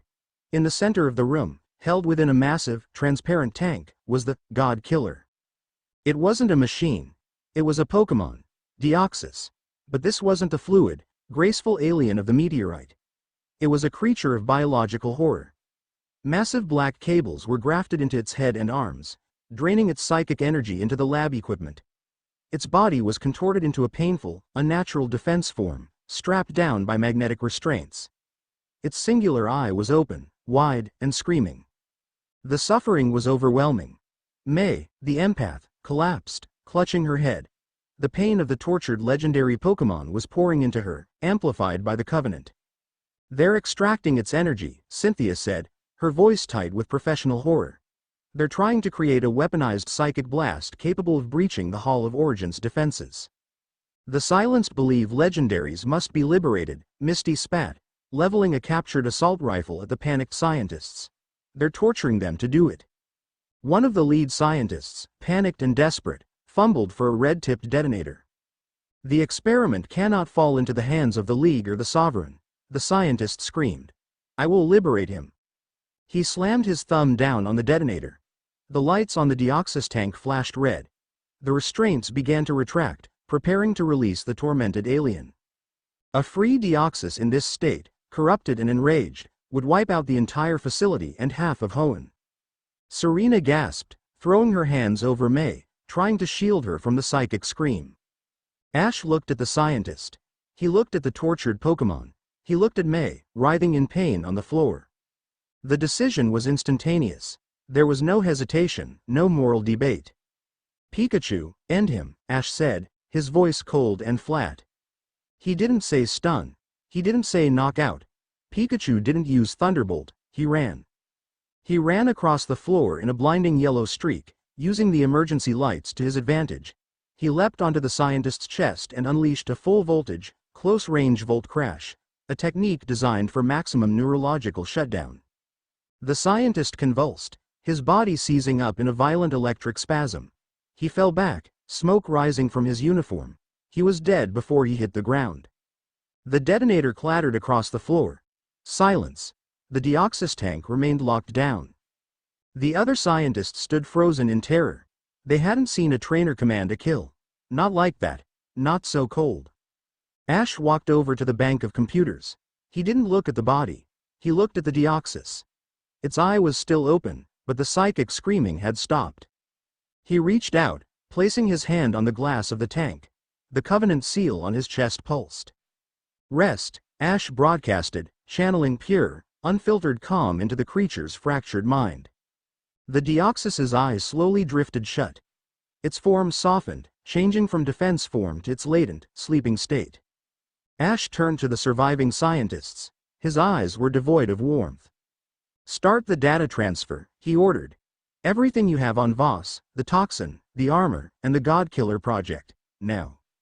The scientists scrambled to obey, their hands shaking. Misty and Cynthia looked at Ash, a flicker of something close to fear in their eyes. They had seen him command Pokémon. They had seen him fight. But they had never seen him execute a man with such chilling indifference. Extraction. They escaped the facility with a wealth of data, leaving the surviving personnel locked in the chamber to be discovered later by League patrols. Back in the safe, tropical air, May was still shaken. Serena held her close, Delphox shielding them both. Ash, Serena said quietly, as they waited for their transport. You killed him. He was going to release the Deoxys, Ash said, checking his rifle. He would have killed May, you, Misty, Cynthia, and everyone within a 30-mile radius. It was a tactical necessity. Necessity or not, Misty cut in, her voice flat. Red had that ruthlessness too. That final, absolute coldness. That's what made him untouchable. You just crossed a line, Ash. There's no coming back. Good, Ash said, zipping up his jacket. I didn't want to come back. I want to end this. May walked over to him, her face pale but resolute. She looked at the Covenant mark on his chest, then at the mark on her neck. The data is clear, May said, her voice strained. The God-Killer program is based on psychic amplification. Voss is targeting the mental bonds, the source of the Covenant. She held up a small, shimmering vial, recovered from the lab. This is the antidote to the rage toxin. But the next stage of their plan won't be biological. What will it be? Cynthia asked, looming over her. Psychic warfare, May said grimly. They're building something to create a neural void, a sensory deprivation field. It won't kill us physically. It will shatter our minds and sever the connection to our Pokémon, rendering the Covenant null. Where is it? Ash demanded. In the place they can exploit the most human weakness, May said. Unova. They're going after the psychic masters. They're going after the people who have already suffered mental trauma. Ash nodded, looking north toward Unova. He knew exactly who that meant. Annabelle, Sabrina. We need a psychic anchor, Ash said. Someone strong enough to hold a human mind together when the world is screaming. Cynthia looked at Ash, then at May. The empath and the executioner. You have a plan, Cynthia stated, not asked. Always, Ash said, his eyes hard. Misty, call the smuggler. Cynthia, plot the course. May, Run the projections on their shield strength. Serena, you keep May focused. We don't have time to mourn. The next fight is in the dark. The new focus was chilling. May, however, took a deep breath, the covenant mark on her neck stabilizing. She was still heartbroken, but the shared trauma had welded the bond. She was no longer just a victim of the magic, she was a fighter. Unova it is, May confirmed, pulling out her laptop. Let's find this neuro-nullifier and burn it. Chapter 5 and Chapter 6. The mind's eye. The flight to Unova was silent, but it wasn't quiet. Inside the stolen VTOL dropship, the air was saturated with a psychic static that tasted like copper and old ash. Ash sat in the pilot's seat, his hands white-knuckled on the yoke, staring into the clouds. He hadn't slept in 48 hours. He dared not close his eyes. Every time he blinked, he saw the scientist's face. He saw the flash of Pikachu's electricity. He saw the body convulse.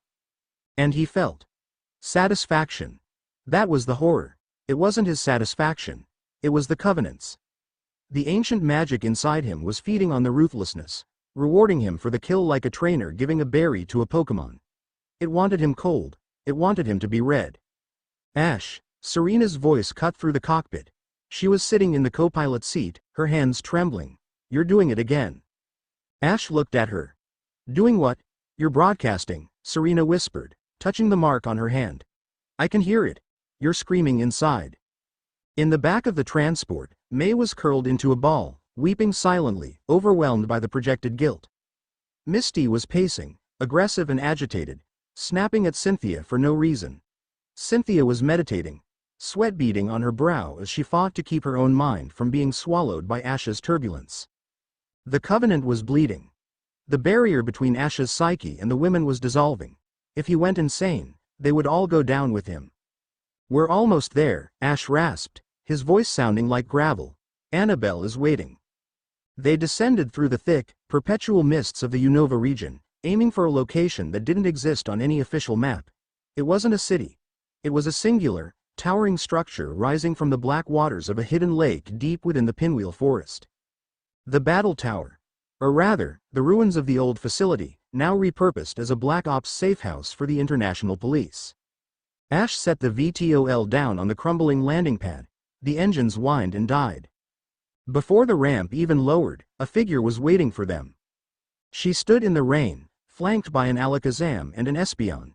She wore a lavender suit that seemed too formal for the apocalypse, her lilac hair cut short and sharp. Her expression was impassive, but her eyes, violet and deep, were filled with a profound sadness. Annabelle. The Salon Maiden. The strongest telepath in the International Police. Ash walked down the ramp. He stumbled, his legs numb. Annabelle didn't move to catch him physically. Instead, her eyes glowed blue. Ash felt a gentle, psychic cushion catch his mind, steadying his equilibrium. You look terrible, Ash, Annabelle said, her voice echoing in his head rather than the air. Good to see you too, Annabelle, Ash mumbled, righting himself. I felt you the moment you crossed the border, Annabelle said, looking past him to the women emerging from the ship. You are a walking psychic storm. You're tearing these women apart. I know, Ash said, clutching his chest. The seal was burning hot enough to blister skin. That's why I'm here. I need you to fix it. I can't fix it, Annabelle said, turning toward the tower entrance. The Covenant is woven into your DNA now. But I can help you build a dam before the flood drowns you all. Come inside. The sanctum, the interior of the tower, was a stark contrast to the ruins outside.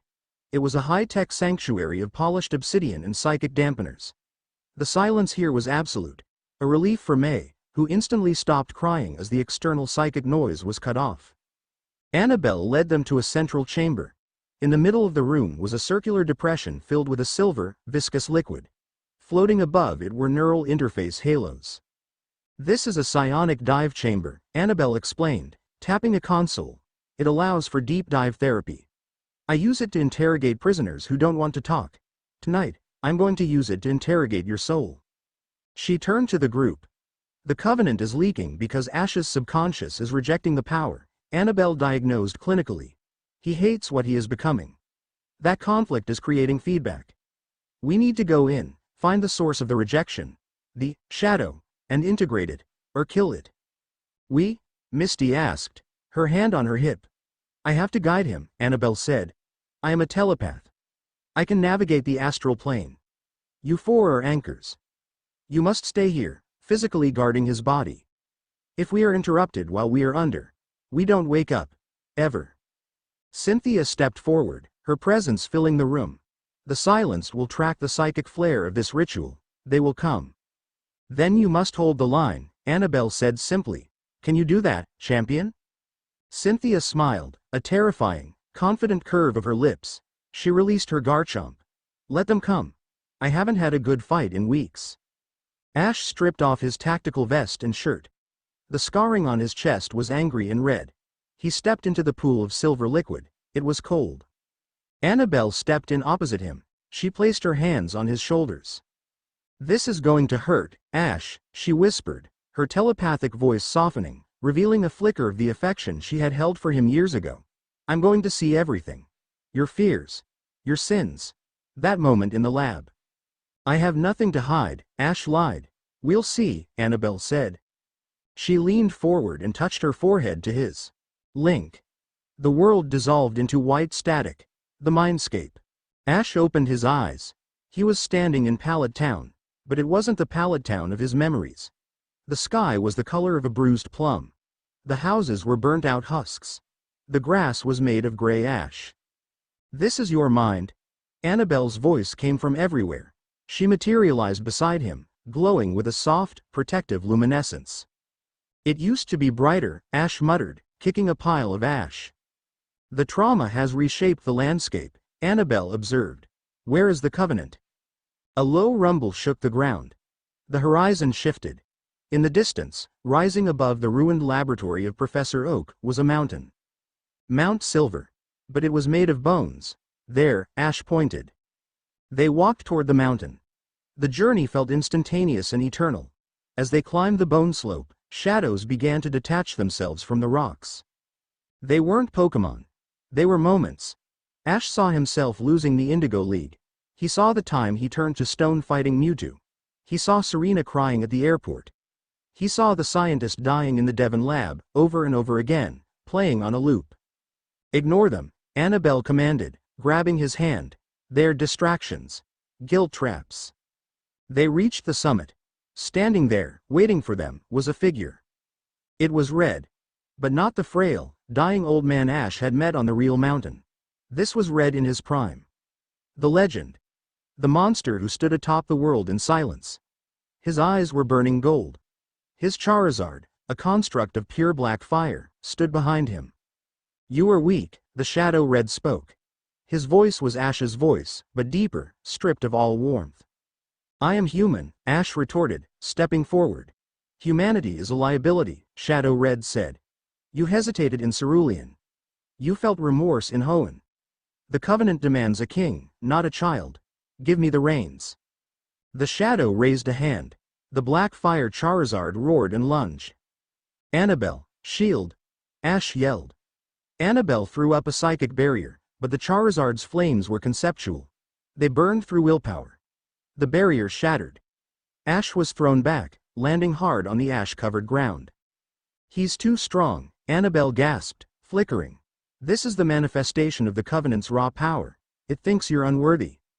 I don't care what it thinks, Ash roared. He stood up. He didn't have Pokemon here, he had himself. He formed an aura sphere in his hand. It was small, blue, and flickering. Shadow Red laughed. He snapped his fingers. Suddenly, the ash on the ground swirled up and took forms. It formed the shapes of Misty, Serena, Cynthia, and May. But they were twisted, puppets on strings, lifeless and obedient. This is what you want, Shadow Red taunted. Slaves. Soldiers. Weapons, accept it. No, Ash whispered. Then die. The real world. Contact. Misty screamed. The radar on the console lit up like a Christmas tree.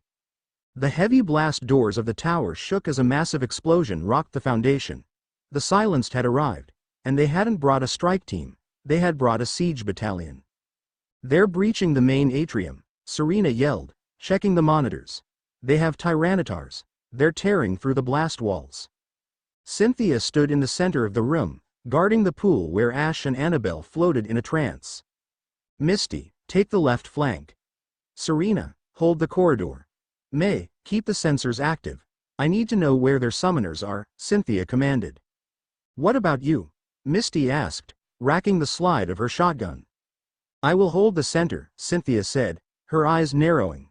Garchomp, Stone Edge, seal the breach. The battle was instant and violent. The silenced poured into the facility. They were elite shock troopers, using shadow Pokemon. Corrupted beasts with violet auras that ignored pain.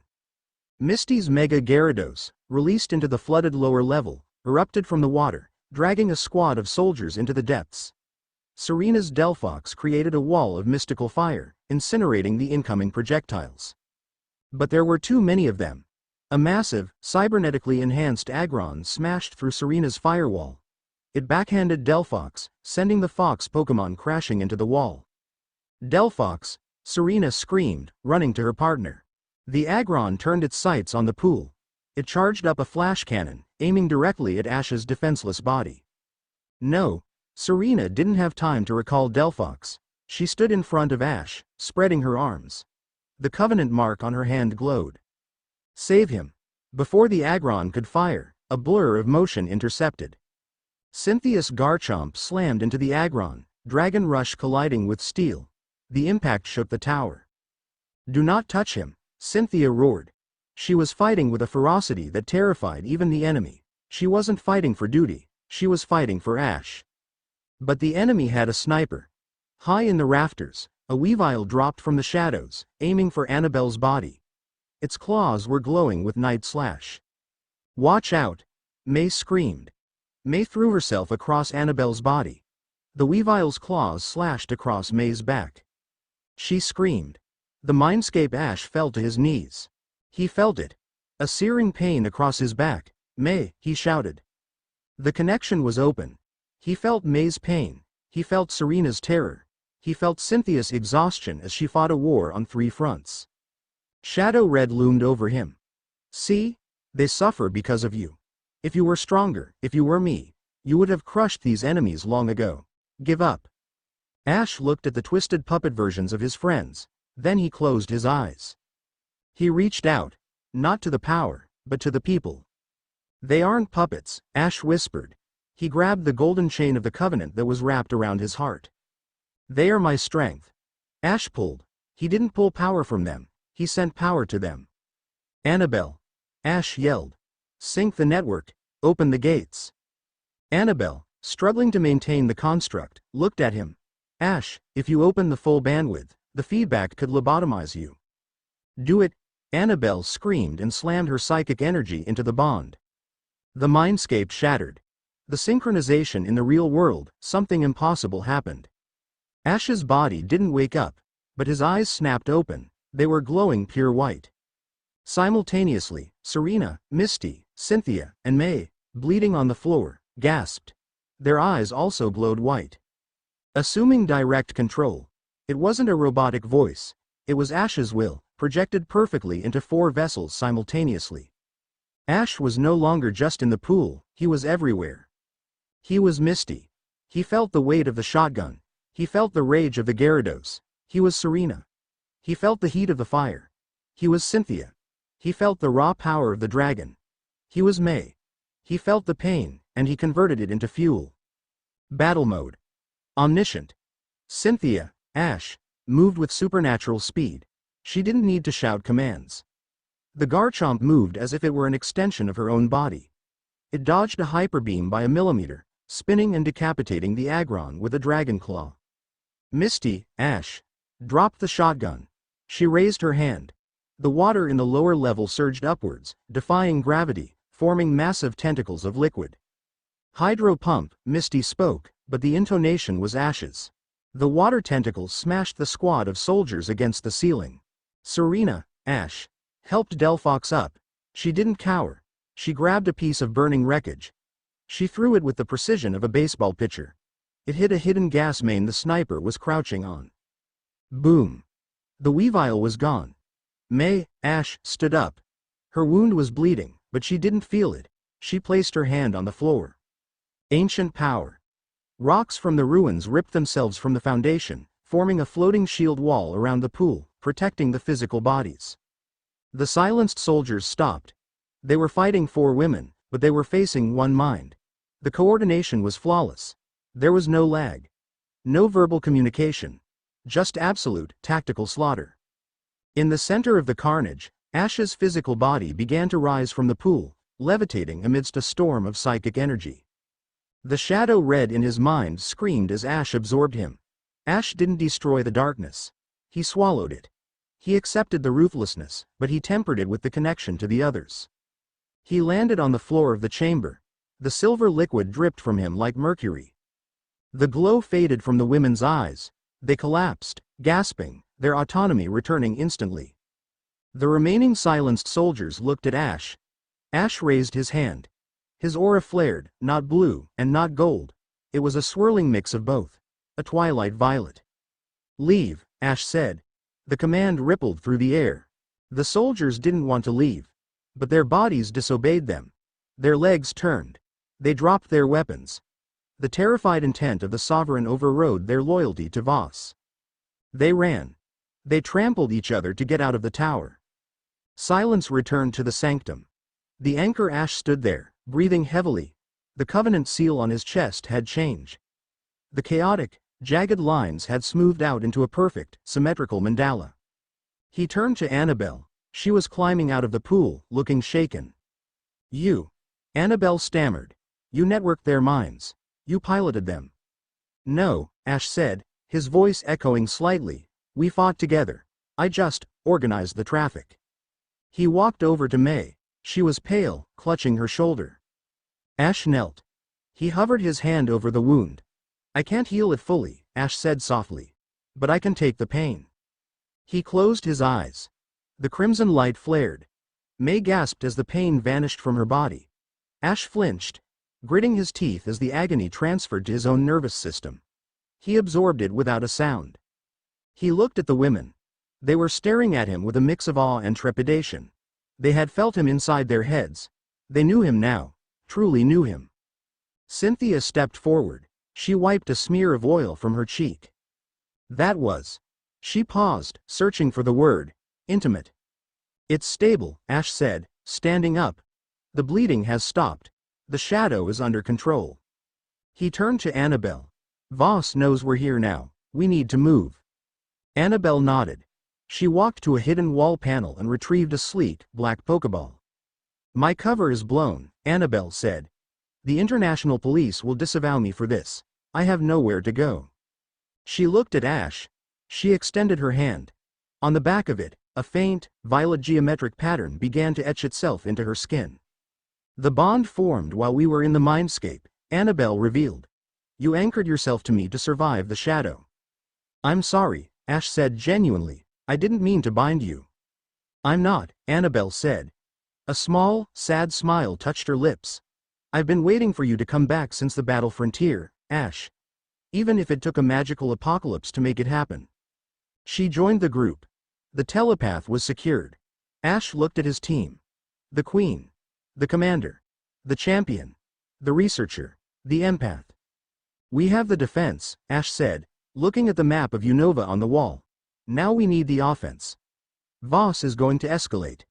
He's going to stop sending soldiers and start sending gods." "So we need a god of our own," Misty said.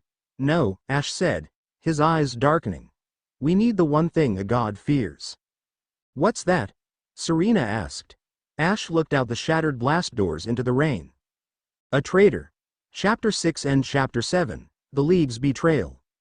The sky over Unova was a canvas of bruising purples and sickly grays, heavy with the threat of a storm that refused to break. Ash piloted the stolen VTOL low through the jagged canyons of the twisting Dragon Spiral Range, flying purely on manual controls to stay beneath the radar horizon. The hum of the engines was the only sound in the cabin, a monotonous drone that did little to drown out the heavy, suffocating silence of the crew. They were huddled around the central holographic table, watching a broadcast that was being looped on every frequency, every channel, and every digital billboard across the globe. It was a press conference. The podium was emblazoned with the golden laurels of the Pokémon League Authority. Behind the microphones stood Charles Goodshow, the president of the league. But it was the man standing to his right who commanded the screen. Director Voss. He looked impeccable, his suit crisp, his expression grave and mournful. Regret to inform the citizens of the free world, Voss's voice was smooth, cultured, and dripping with rehearsed sorrow. The terrorist attack on the Devon Corporation facility in Hoenn has been confirmed. The perpetrators slaughtered 24 researchers. These were men and women dedicated to curing Pokemon diseases. Grainy, edited footage played on the screen. It showed Ash standing over the dead scientist. It showed Pikachu's electricity arching. It showed the cold, dead look in Ash's eyes. It didn't show the tortured Deoxys. It didn't show the detonator. The leader of this cell, Voss continued, is Ash Ketchum. Once a hero, now corrupted by a dangerous, unstable psionic contagion inherited from his father, Red. He has brainwashed regional leaders. Champion Cynthia, gym leader Misty, Queen Serena. They're not accomplices. They're victims. Hostages of his mind control. Voss looked directly into the camera. The Pokemon League hereby designates Ash Ketchum a Class S global threat. The kill or capture order is authorized. To the brave trainers of the world. Do not engage him. He is no longer human. He is a monster. Ash reached out and flicked the switch. The hologram died. The silence in the VTOL was deafening. They're spinning it, Serena whispered, her face pale. They're making you the villain to justify hunting you down. It's smart, Cynthia admitted, leaning back in her seat, arms crossed. She looked furious, but her anger was cold, controlled. By painting us as victims, they protect the League's image. If we fight back, it proves we're brainwashed. If we surrender, they separate us from Ash and lobotomize him. We can't land, May said, looking at her tablet. My clearance is revoked. My accounts are frozen. Every ranger station has my face on a missing persons poster. We're not landing, Ash said from the cockpit. His voice was calm, too calm. We're leaving the airspace. If we can cross the jagged peaks into the uncontrolled wild area north of Icarus, we can lose them in the magnetic storms. Ash, Misty walked up to the cockpit. She put a hand on his shoulder. You know it won't be that easy. Voss authorized a Class S hunt. That means he didn't just send soldiers. I know, Ash said. He looked at the radar. A single, solitary blip appeared on the edge of the scope. It wasn't moving fast. It was hovering. Waiting. He sent the executioner, Ash whispered. He pulled back on the yoke. Strap in. We're going down. The Valley of Truth. They landed on a flat plateau of windswept rock, surrounded by the towering, skeletal spires of the Dragon Spiral Mountains. The wind here howled like a dying beast, whipping dust and grit into the air. Ash lowered the ramp and walked out. The air was thin and freezing. He walked to the center of the plateau and waited. Ash. Cynthia ran down the ramp, followed by the others. What are you doing? We need to keep moving. We can't, Ash said, not turning around. He's already here. The clouds above them parted. It wasn't natural, they were sliced open. Descending from the gloom was a dragon. Not a machine, not a corrupted beast, but a creature of pure, legendary might. A dragonite, massive and scarred, wearing the cape of the champion. Standing on its back, arms crossed, his cape billowing in the gale, was Lance. The Dragon Master. The champion of Johto and Kanto. The head of the G-Men. Dragonite landed with a thud that shook the ground. Lance hopped down. He didn't look angry, he looked disappointed. A deep, soulful disappointment that cut deeper than any rage. Behind him, 3 dropships descended, decloaking. Elite League agents, the G-Men, poured out, surrounding the plateau. They didn't raise their weapons immediately. They held the line. Lance walked forward, stopping 20 yards from Ash. Ash, Lance said. His voice carried effortlessly over the wind. Tell me it's a lie. Tell me the footage was doctored. Tell me you didn't execute an unarmed scientist in cold blood. Ash stood his ground. Pikachu sat on his shoulder, ears flattened, sparks dancing on his cheeks. I did it, Ash said. Lance closed his eyes. He exhaled a long, ragged breath. Why? Because he was going to detonate a Deoxys, Ash said. He was going to wipe out Hoenn to prove a point. Then you arrest him, Lance shouted, his composure cracking. You subdue him. You are a Pokemon master. Ash, We do not kill. That is the line that separates us from the Rockets, from the villain teams. That line is gone, Lance, Ash said softly. Voss erased it when he started torturing gods. The League is compromised. You're taking orders from a monster. I take orders from the law. Lance stepped forward, his hand going to his belt. And the law says you are a threat to global stability. The Covenant. It's dangerous, Ash. Look at them. He gestured to the women standing behind Ash. Cynthia. Misty. Snap out of it. Lance pleaded. Fight the compulsion. We're here to help you. Cynthia stepped forward. She didn't draw a Pokeball. She drew herself up to her full height, her eyes blazing. I am not brainwashed, Lance, Cynthia said, her voice dripping with disdain. I am insulted. Do you really think so little of my will that I could be enslaved by a teenager? The footage shows the transfer, Lance argued. The Covenant binds you. You cannot disobey him. We choose to stay, Misty yelled, stepping up beside Cynthia, because he's the only one fighting the real war. Lance shook his head. You believe that because the magic tells you to believe it. That is the tragedy. He pulled a Pokeball. An Ultra Ball. I have my orders, Lance said, his voice hardening into steel. Ash Ketchum. Surrender and submit to psychic dampening, or I will be forced to use lethal force. Ash didn't move. Behind him, the sound of 4 Pokeballs clicking open echoed. Cynthia's Garchomp roared. Misty's Gyarados hissed. Serena's Delphox summoned a fire staff. Annabelle's Alakazam floated, eyes glowing. We will not let you take him, Cynthia declared. If you want the king, you go through the queens. The G-men raised their rifles. The tension was a taut wire, seconds from snapping. No, Ash said. The word was quiet, but the Covenant amplified it. Stop. The command hit the women like a physical wall.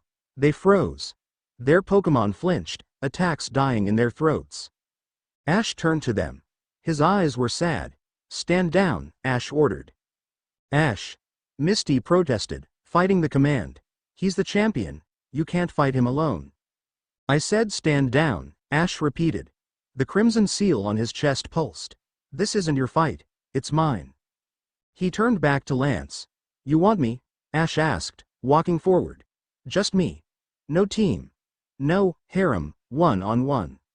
Lance hesitated. He looked at the women, frozen by Ash's command. To him, it looked like proof of their slavery. It fueled his resolve. One-on-one, Lance agreed. If I win, you surrender peacefully, you release them. And if I win, Ash said, you let us leave, and you listen. Lance nodded. Deal. He threw the Ultra Ball. Dragonite, Hyper Beam. It wasn't a warm-up. Lance went straight for the kill. He wanted to end this instantly. The orange dragon opened its maw.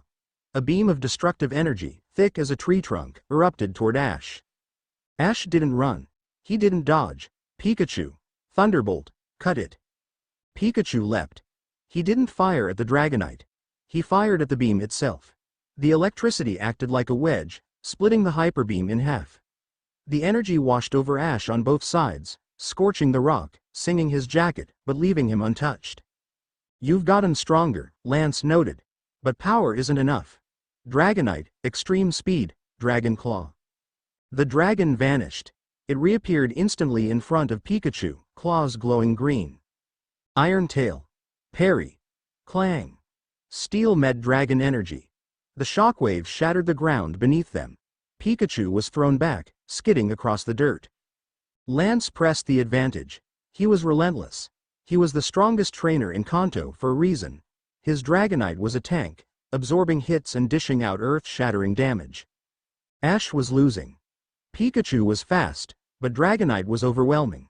A thunder landed, but Dragonite's multi-scale ability shrugged it off. A Draco meteor rained down, forcing Ash to dive for cover. Give up, Ash, Lance shouted. You can't win against the League. You are one boy against the world. Ash stood up. He was bleeding from a cut on his forehead. He looked at Lance. You're right, Ash wheezed. I can't beat you, not like this. He recalled Pikachu. Lance paused. Surrender? No, Ash said. Correction. Ash stepped forward. He had no Pokemon on the field. He was defenseless against a Dragonite that could level a mountain. Ash, what are you doing? Cynthia screamed from the sidelines, struggling against the paralysis of the command. Ash looked at Dragonite. The beast was panting, waiting for Lance's order. Ash closed his eyes. He reached into his chest. He grabbed the covenant, the web of connections that bound him to the women, to the world, to the concept of command. He inverted it. Usually, the covenant was a magnet, pulling things to him.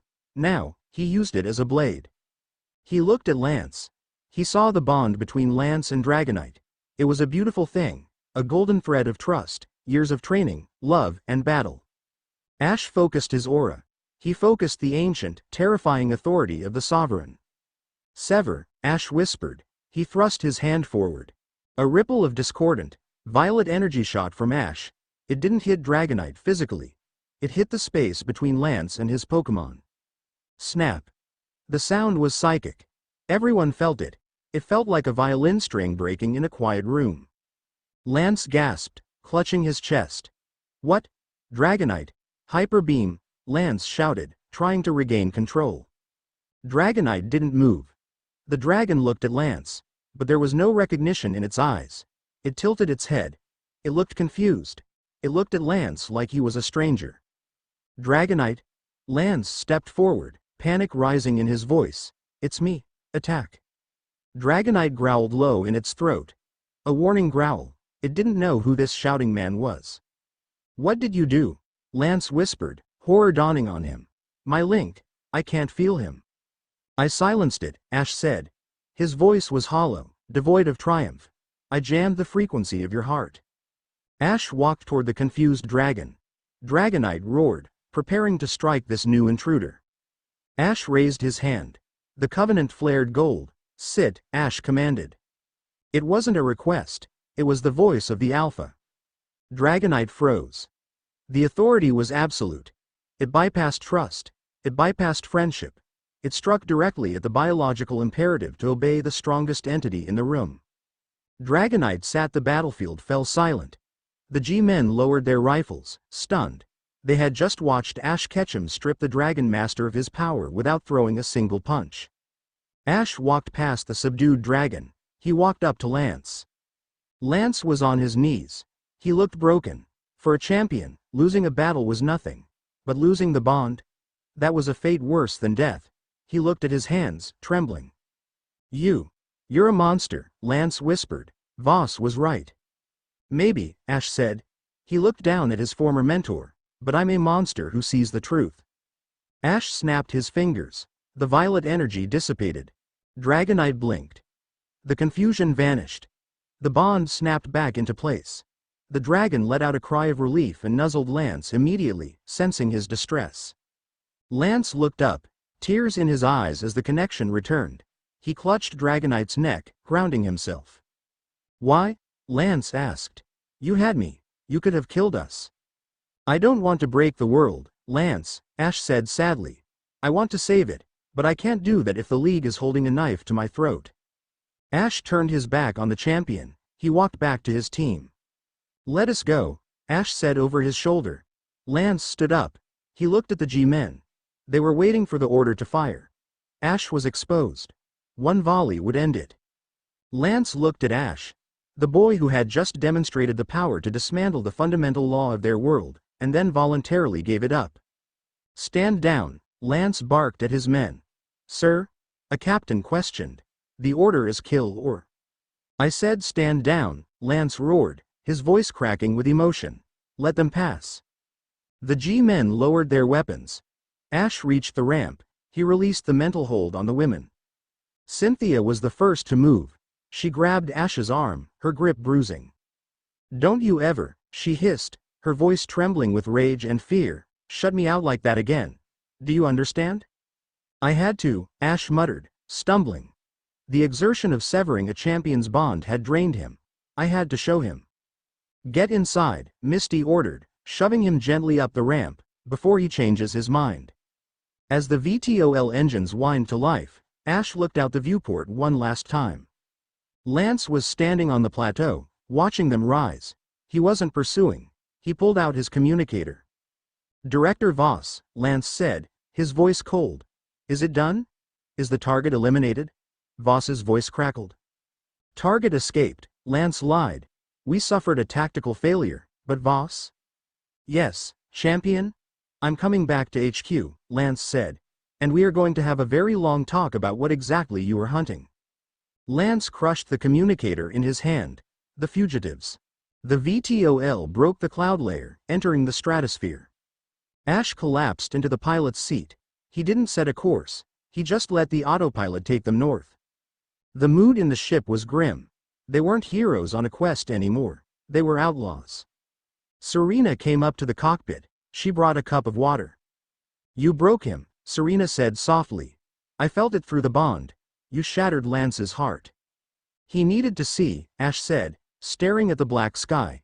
He needed to understand that the League's power is fragile, that Voss can take it away. Where do we go now? Serena asked. We can't land in any city. The League controls the ports. The Silenced control the shadows. Ash pulled up a map. A map of the old world. We go where the League has no jurisdiction, Ash said.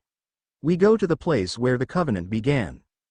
He pointed to a set of coordinates in the chaotic, storm-racked ocean south of the Sevi Islands.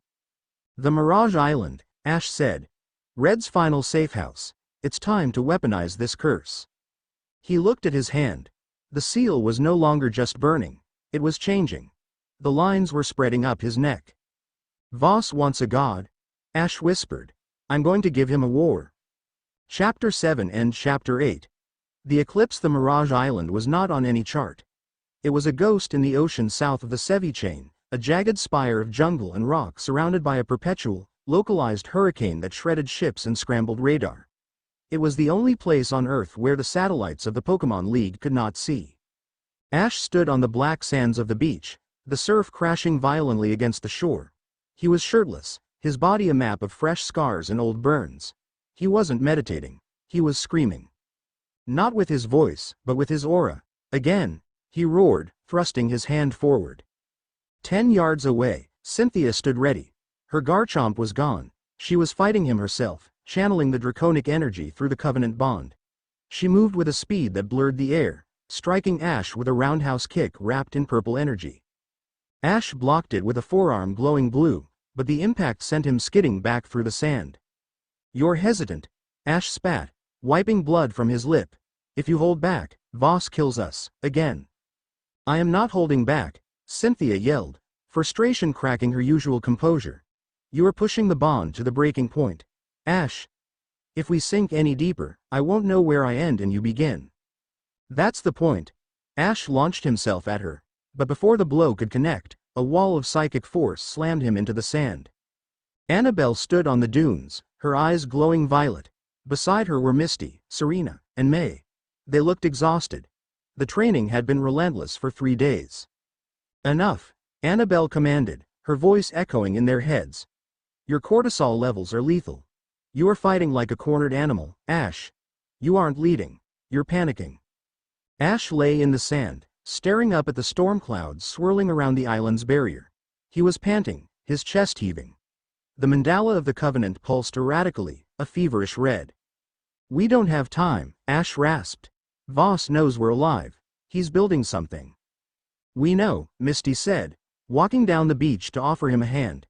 Her grip was firm, her palm rough from training. But if you burn out before we even face him, we lose by default.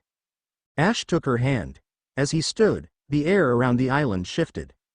The hurricane wall, the impenetrable storm that protected them, didn't just break, it dissolved. The wind died instantly. The clouds evaporated. The sun beat down with a cruel, exposing clarity. The barrier. May whispered, looking at her datapad. It didn't fail. It was deactivated.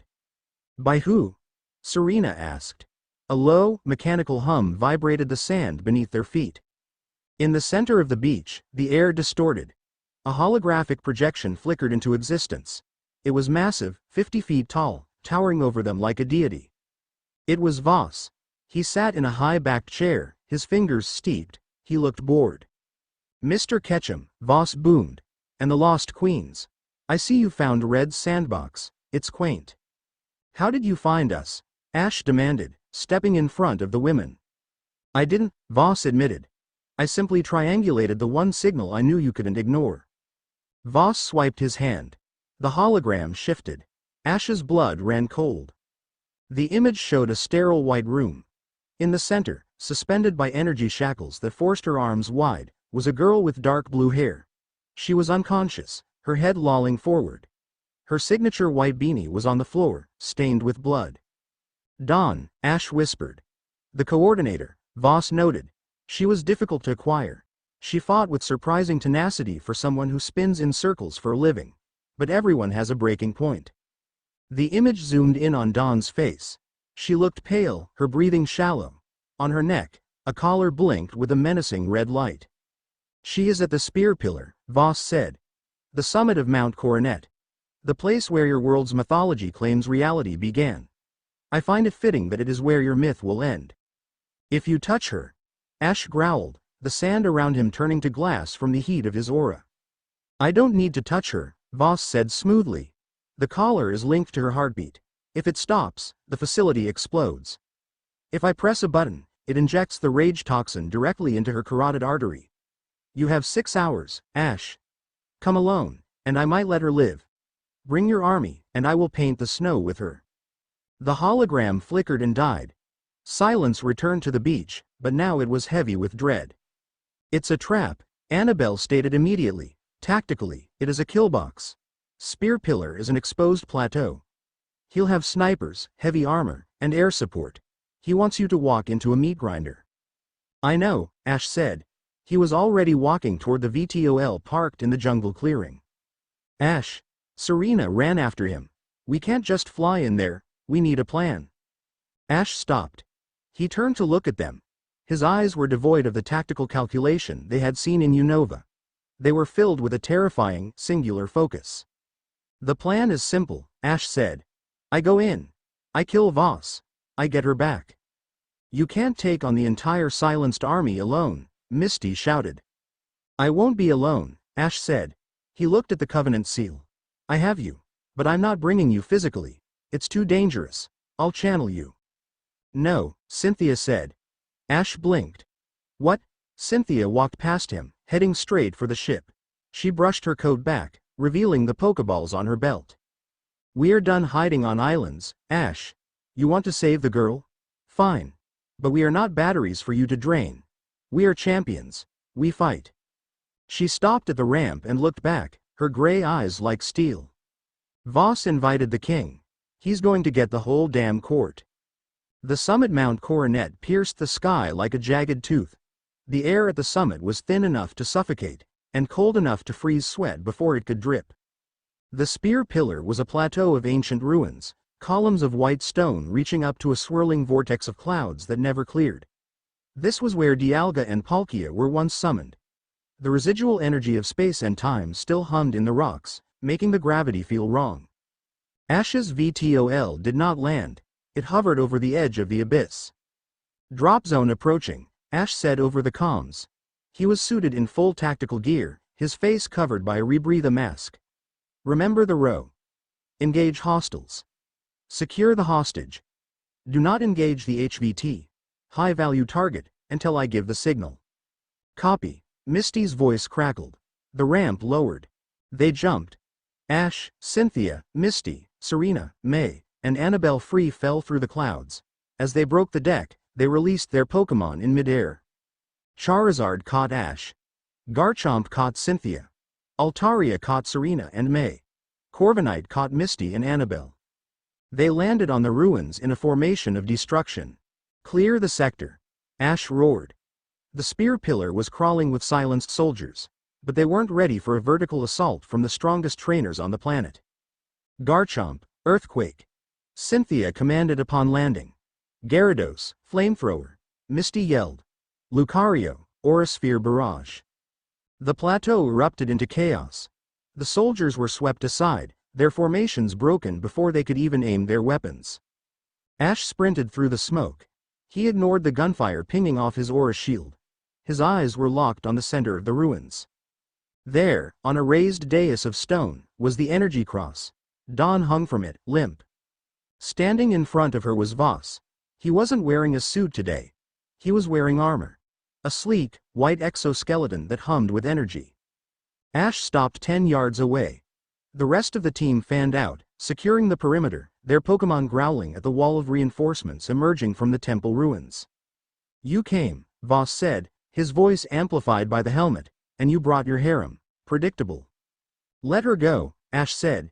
It's over, Voss. Your men are breaking. My men are irrelevant, Voss said dismissively. They are merely the audience. Voss stepped aside.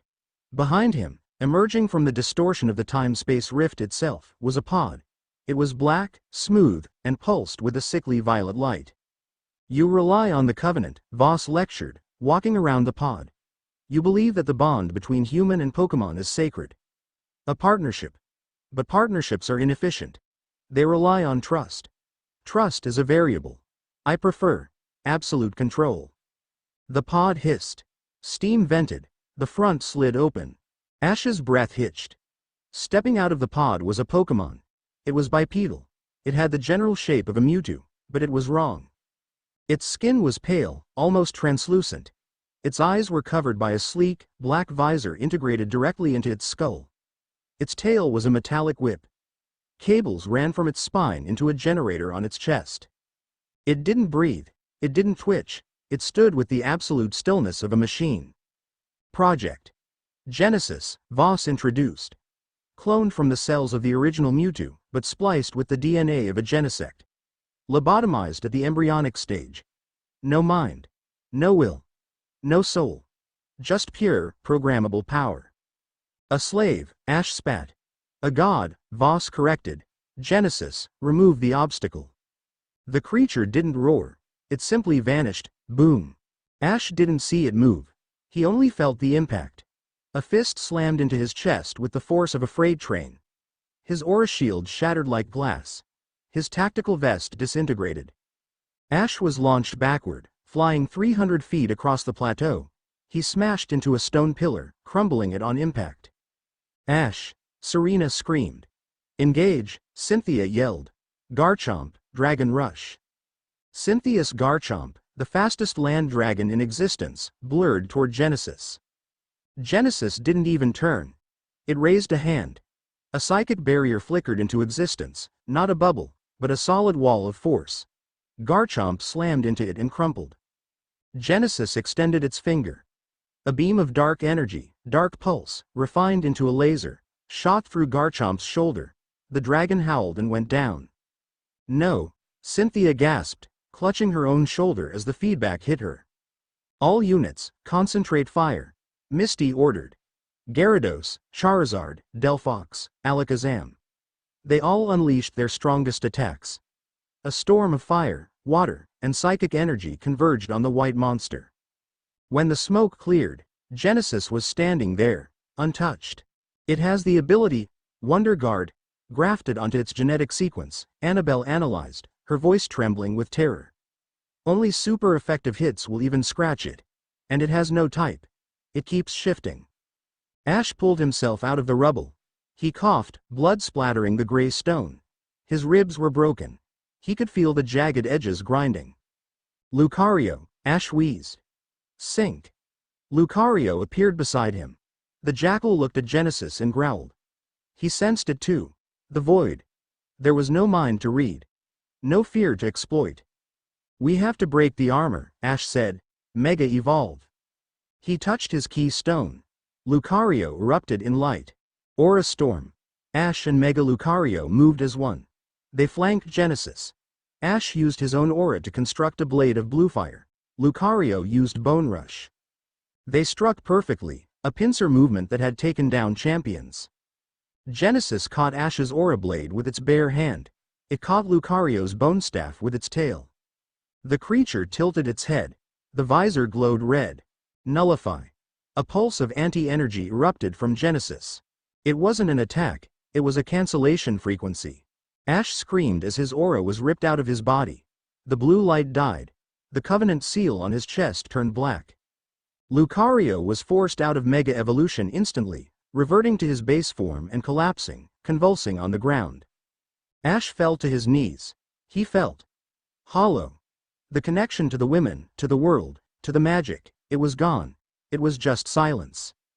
Voss walked up to him. He kicked Ash in the face, knocking him onto his back. You see?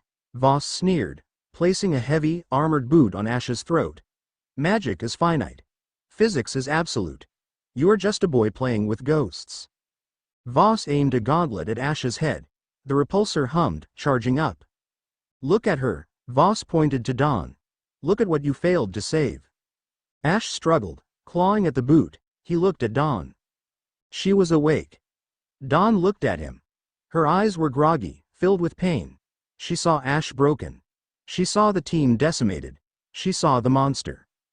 She didn't cry. She looked at the collar around her neck. She looked at Voss's back. Ash, she mouthed. She didn't say, help me, she said, problem. It was a catchphrase from their journey. No need to worry. Dawn closed her eyes. She focused. Not on escaping, but on her Pokémon. Inside her coat pocket, a Pokéball shook. Ping! In a flash of light, a small, unassuming Pokémon appeared on the dais behind Voss. Piplup. Voss didn't even turn around. A pest. Piplup. Dawn screamed, her voice raw. Whirlpool. On the generator. Piplup didn't attack Voss. He spun, creating a vortex of water, and jammed it directly into the power coupling of the energy cross. ZZZT. Water and high-voltage electronics didn't mix. The generator exploded. The feedback loop surged through the cross. The energy shackles shorted out. Dawn fell to the ground, free. But the explosion did something else. It disrupted the control frequency of Genesis. The white monster froze. Its visor flickered from red to yellow. Glitch, Voss cursed, turning around, re-establishing link. Ash saw the opening. It was a fraction of a second. He didn't have aura. He didn't have the covenant. He had grit. He grabbed Voss's ankle and twisted. Voss stumbled. The gauntlet blast went wide, scorching the stone next to Ash's ear. Pikachu! Ash roared. Get them out of here! Pikachu, battered and bruised, scrambled up the ruins. Genesis! Kill them all! Voss screamed, kicking Ash away and tapping his wrist controls. The monster rebooted. Red eyes. Kill mode. It raised its hands. A massive ball of dark matter formed. A shadow ball the size of a building. It was aimed at the group of women and Pokémon huddled near the entrance. They couldn't dodge. They were hurt. Ash scrambled to his feet. He ran. He didn't run away. He ran toward the blast. Ash, no, Misty screamed. Ash jumped. He threw himself into the path of the shadow ball. He didn't have a shield this time. He didn't have a magical barrier. He crossed his arms. Impact. The darkness swallowed him. The void. There was no pain. Just cold. Absolute, biting cold. Ash felt his body breaking. He felt his consciousness fragmenting. Is this it? He thought. Is this the end of the legacy? In the darkness, he reached out for the covenant. He reached for the golden chain. It was gone. But something else was there. 4 distinct lights. Blue. Misty. Pink. Serena. Gray. Cynthia. Red. May. They weren't being pulled by him. They were reaching for him. The compulsion was broken. The magic was dead. The silence was absolute. And in that silence, they chose. The eclipse on the spear pillar, the smoke cleared. Ash was lying in a crater. He wasn't moving. His body was a wreck. His left arm was twisted at an unnatural angle. His tactical gear was melted. Genesis hovered above him, preparing the final blow. Voss laughed. The king is dead. Long live the roar.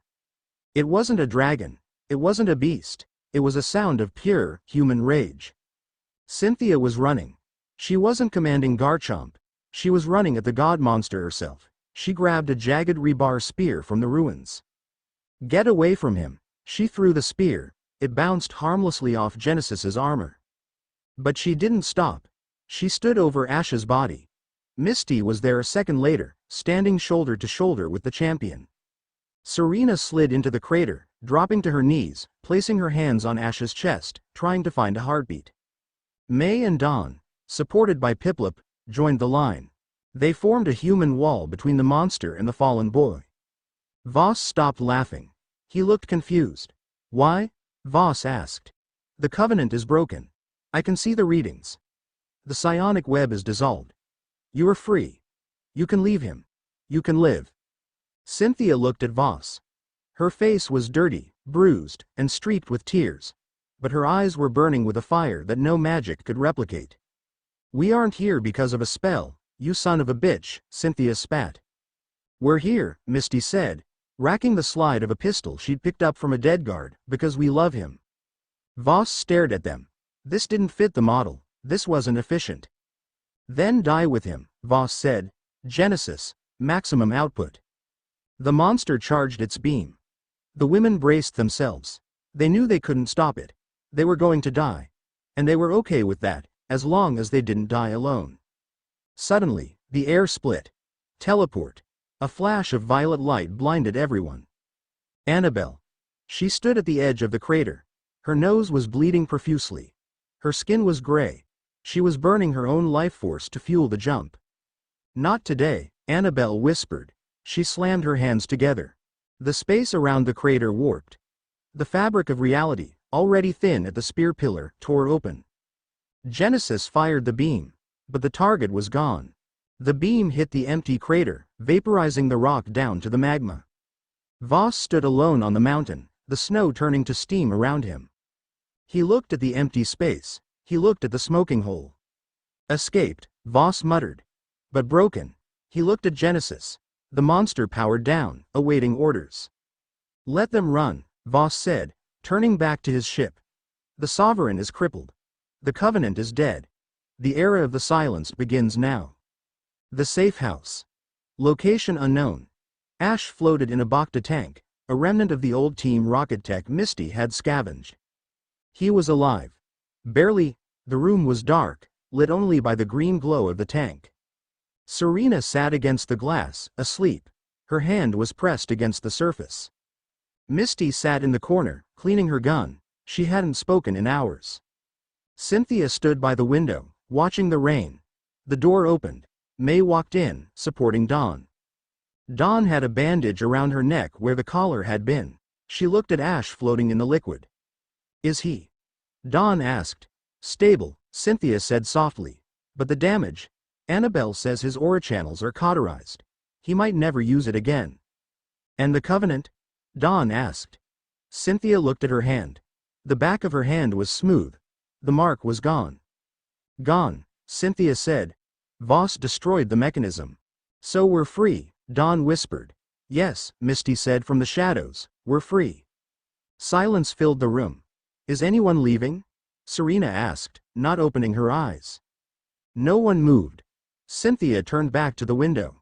He took the hit, Cynthia said. He jumped in front of a godkiller for us. Magic didn't make him do that. She clenched her fist. Red left the world to rot. Ash tried to save it. I'm not going anywhere. Me neither, May said. I have nowhere else to go, Dawn said, sitting down next to Serena. Misty holstered her gun. He still owes me a bike. Or world, whichever comes first. They looked at the boy in the tank. He looked small, fragile, just a human.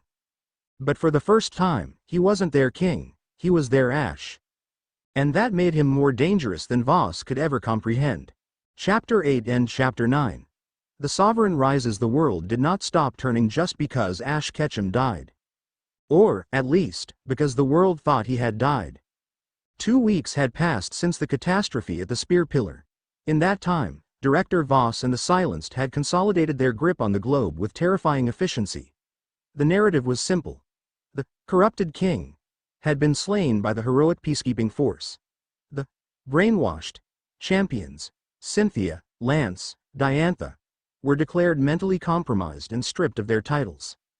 Martial law was the new standard. In the streets of Saffron, Lumios, and Castelia, sleek white drones patrolled the skies. The Pokemon League Authority had dissolved the Gym Challenge, replacing it with the Civil Defense Corps. Trainers were no longer adventurers, they were conscripts. But in the shadows, something was moving. Deep within the subterranean cavern system of the Seaform Islands, a labyrinth of ice and rock naturally shielded from thermal scans, the resistance was alive. It was 0300 hours. The makeshift command center, set up in a hollowed-out ice cave, was buzzing with activity. Cynthia stood over a holographic map of the globe, her eyes rimmed with red, a mug of cold coffee in her hand. She wasn't wearing her champion's coat. She wore a heavy woolen sweater and cargo pants, looking less like a celebrity and more like a general during a siege. "Status on the Johto supply lines?" she asked, her voice raspy. "Compromised," Misty replied from the comms station. She was monitoring police frequencies, headphones pressed to her ear. "The silenced have blockaded Goldenrod. They're seizing all potions and revives. Voss is starving the underground." "We need medical supplies," Serena said, walking in from the back caverns carrying a crate of berries. She looked exhausted, her hair tied back in a messy bun. "We have 20 refugees from Kanto arriving tonight. Wounded Pokemon. If we can't heal them, we can't fight." "I'll coordinate a raid on the Viridian Depot," May volunteered, looking up from her laptop. "I can use the Manaphy network to guide a submarine team past the blockade." "Too risky," Cynthia shot down the idea instantly. "If we lose you, we lose our eyes in the ocean. We wait." "We can't wait forever, Cynthia," Dawn whispered. She was sitting by a small heater, Piplup asleep on her lap. She touched the scar on her neck where the collar had been. "Voss is building more of those things. The Genesis units. Intel says he has 3 more in production." The room fell silent. One Genesis unit had nearly killed them all. 3 would end the war before it began. "We hold the line," Cynthia said firmly, though her grip on the table tightened until her knuckles turned white. "We hold until he wakes up." "If he wakes up," Misty muttered, dark and quiet. "He will," Serena said. It wasn't a hope, it was a statement of fact. The quiet room deep in the back of the cave, in a room warmed by thermal generators, Ash Ketchum opened his eyes. There was no golden light, no psychic hum, no aura pulse telling him who was nearby. There was just silence. It was deafening. For weeks, his senses had been expanded to godlike levels. He had felt the heartbeat of the person next to him, the emotions of people miles away. Now, he felt only the stiff cotton of the blanket and the dull, grinding ache in his chest. He tried to sit up. Pain exploded in his ribs. He gasped, falling back onto the pillow. "Easy." A hand touched his shoulder. Not a psychic touch. A warm, physical hand. Ash turned his head. Annabelle was sitting there. She looked different. The violet glow was gone from her eyes. She looked ordinary, tired. "Annabelle," Ash croaked. His throat felt like he had swallowed glass. "Welcome back to the land of the living," she whispered. She poured a glass of water and held a straw to his lips. "Drink, slowly." Ash drank. The water was cold and real. "How long?" he asked. 14 days, Annabelle said. "You were in a coma. The tissue damage was extensive."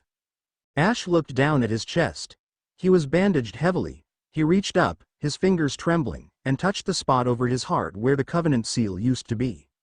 The skin was smooth.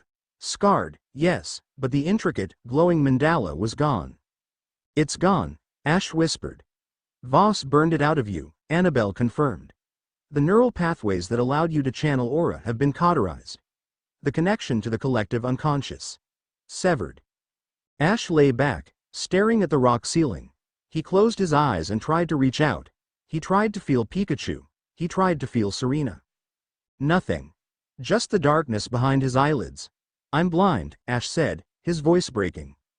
"No," Annabelle said gently. "You're just human again." The door to the room creaked open. Pikachu stood there. He had a bandage on his tail and a notch in his ear. He looked at Ash. "Pikapi?" Ash turned his head. Tears pricked his eyes. He couldn't sense Pikachu's electricity anymore. He couldn't feel the mouse's mood. "Hey, buddy," Ash whispered. Pikachu didn't need aura. He ran across the room, jumped onto the bed, and buried his face in Ash's neck, sobbing. The little electric sac on his cheek sparked against Ash's skin. It stung. It hurt. It was the best thing Ash had ever felt. The reality check. Recovering his strength took 2 days of agonizing effort. Ash refused to stay in bed. He forced himself to walk, leaning heavily on a cane Misty had fashioned from a stalagmite. When he finally limped into the command center, the room stopped. Every woman in the room froze. Ash stood in the doorway, leaning on the cane, wearing a loose gray shirt and sweatpants. He looked thinner, The scar on his face seemed more prominent now that he lacked the supernatural glow. He looked at them. Cynthia, Misty, Serena, May, Dawn. They weren't glowing with loyalty. They weren't bound to him by red strings of fate. They were just people, looking at him. You stayed, Ash said. His voice was quiet, lacking the reverb of the sovereign. We told you, Misty said, standing up and crossing her arms to hide the fact that her hands were shaking. We don't bail. Ash walked into the room. It was a slow, painful process. He made it to the central table. The Covenant is gone, Ash said, looking at each of them. Voss was right. The magic is dead. I can't command you. I can't protect you with shields. I can't even sense if an enemy is behind that door. He took a deep breath. You should go. Scatter. Fade into the civilian population. Voss is hunting me, if you leave now. Slap. The sound echoed through the cave. Serena stood in front of him, her hand raised. Tears were streaming down her face, but her eyes were furious. Don't you dare, she hissed. Don't you dare insult us like that. After everything we went through? After the mindscapes? After the spear pillar? She grabbed the front of his shirt. We didn't fall in love with a magical seal, Ash. We fell in love with the idiot who jumped in front of a shadow ball because he thought he could tank a god. Ash looked at her. He looked at the others. Cynthia stepped forward. Serena is right, although I would have punched you. Cynthia placed a hand on the table. We are not here because of destiny. We are here because Voss is a tyrant, and you are the only one crazy enough to lead us against him. Magic or no magic. Ash looked at the map. He saw the red zones where the silenced had taken over. He saw the hopelessness of the situation. I don't have the power anymore, Cynthia, Ash said. I can't fight Genesis. I'm just a trainer. Good, Cynthia said, a sharp smile cutting across her face. Because we don't need a sovereign. We have plenty of firepower. She gestured to her Garchomp resting in the corner. We need a strategist. We need the unpredictable, chaotic genius that beat the Battle Frontier and the Alola League. She pointed at him. Red was strong because he was solitary. You were strong because you were a swarm. Be the swarm, Ash. Ash looked at the map again. He looked at Pikachu. He looked at his friends. Something sparked in his chest. Not magic. Just the old, familiar fire of a challenge. Okay, Ash said. He straightened up, wincing slightly. Okay. He pointed to the map. Voss thinks he won. He thinks the threat is neutralized because the king is deposed. He expects us to hide. Ash grinned. It wasn't the terrifying grin of the possessed sovereign. It was the grin of Ash Ketchum, turning his hat backward. So we're going to knock on his front door, the War Council. The dynamic shifted instantly. Ash wasn't issuing psychic commands, he was asking questions. What's our asset count? Ash asked. Low, May reported. We have the core team, about 50 resistance fighters in Kanto. A few ranger cells in Alola.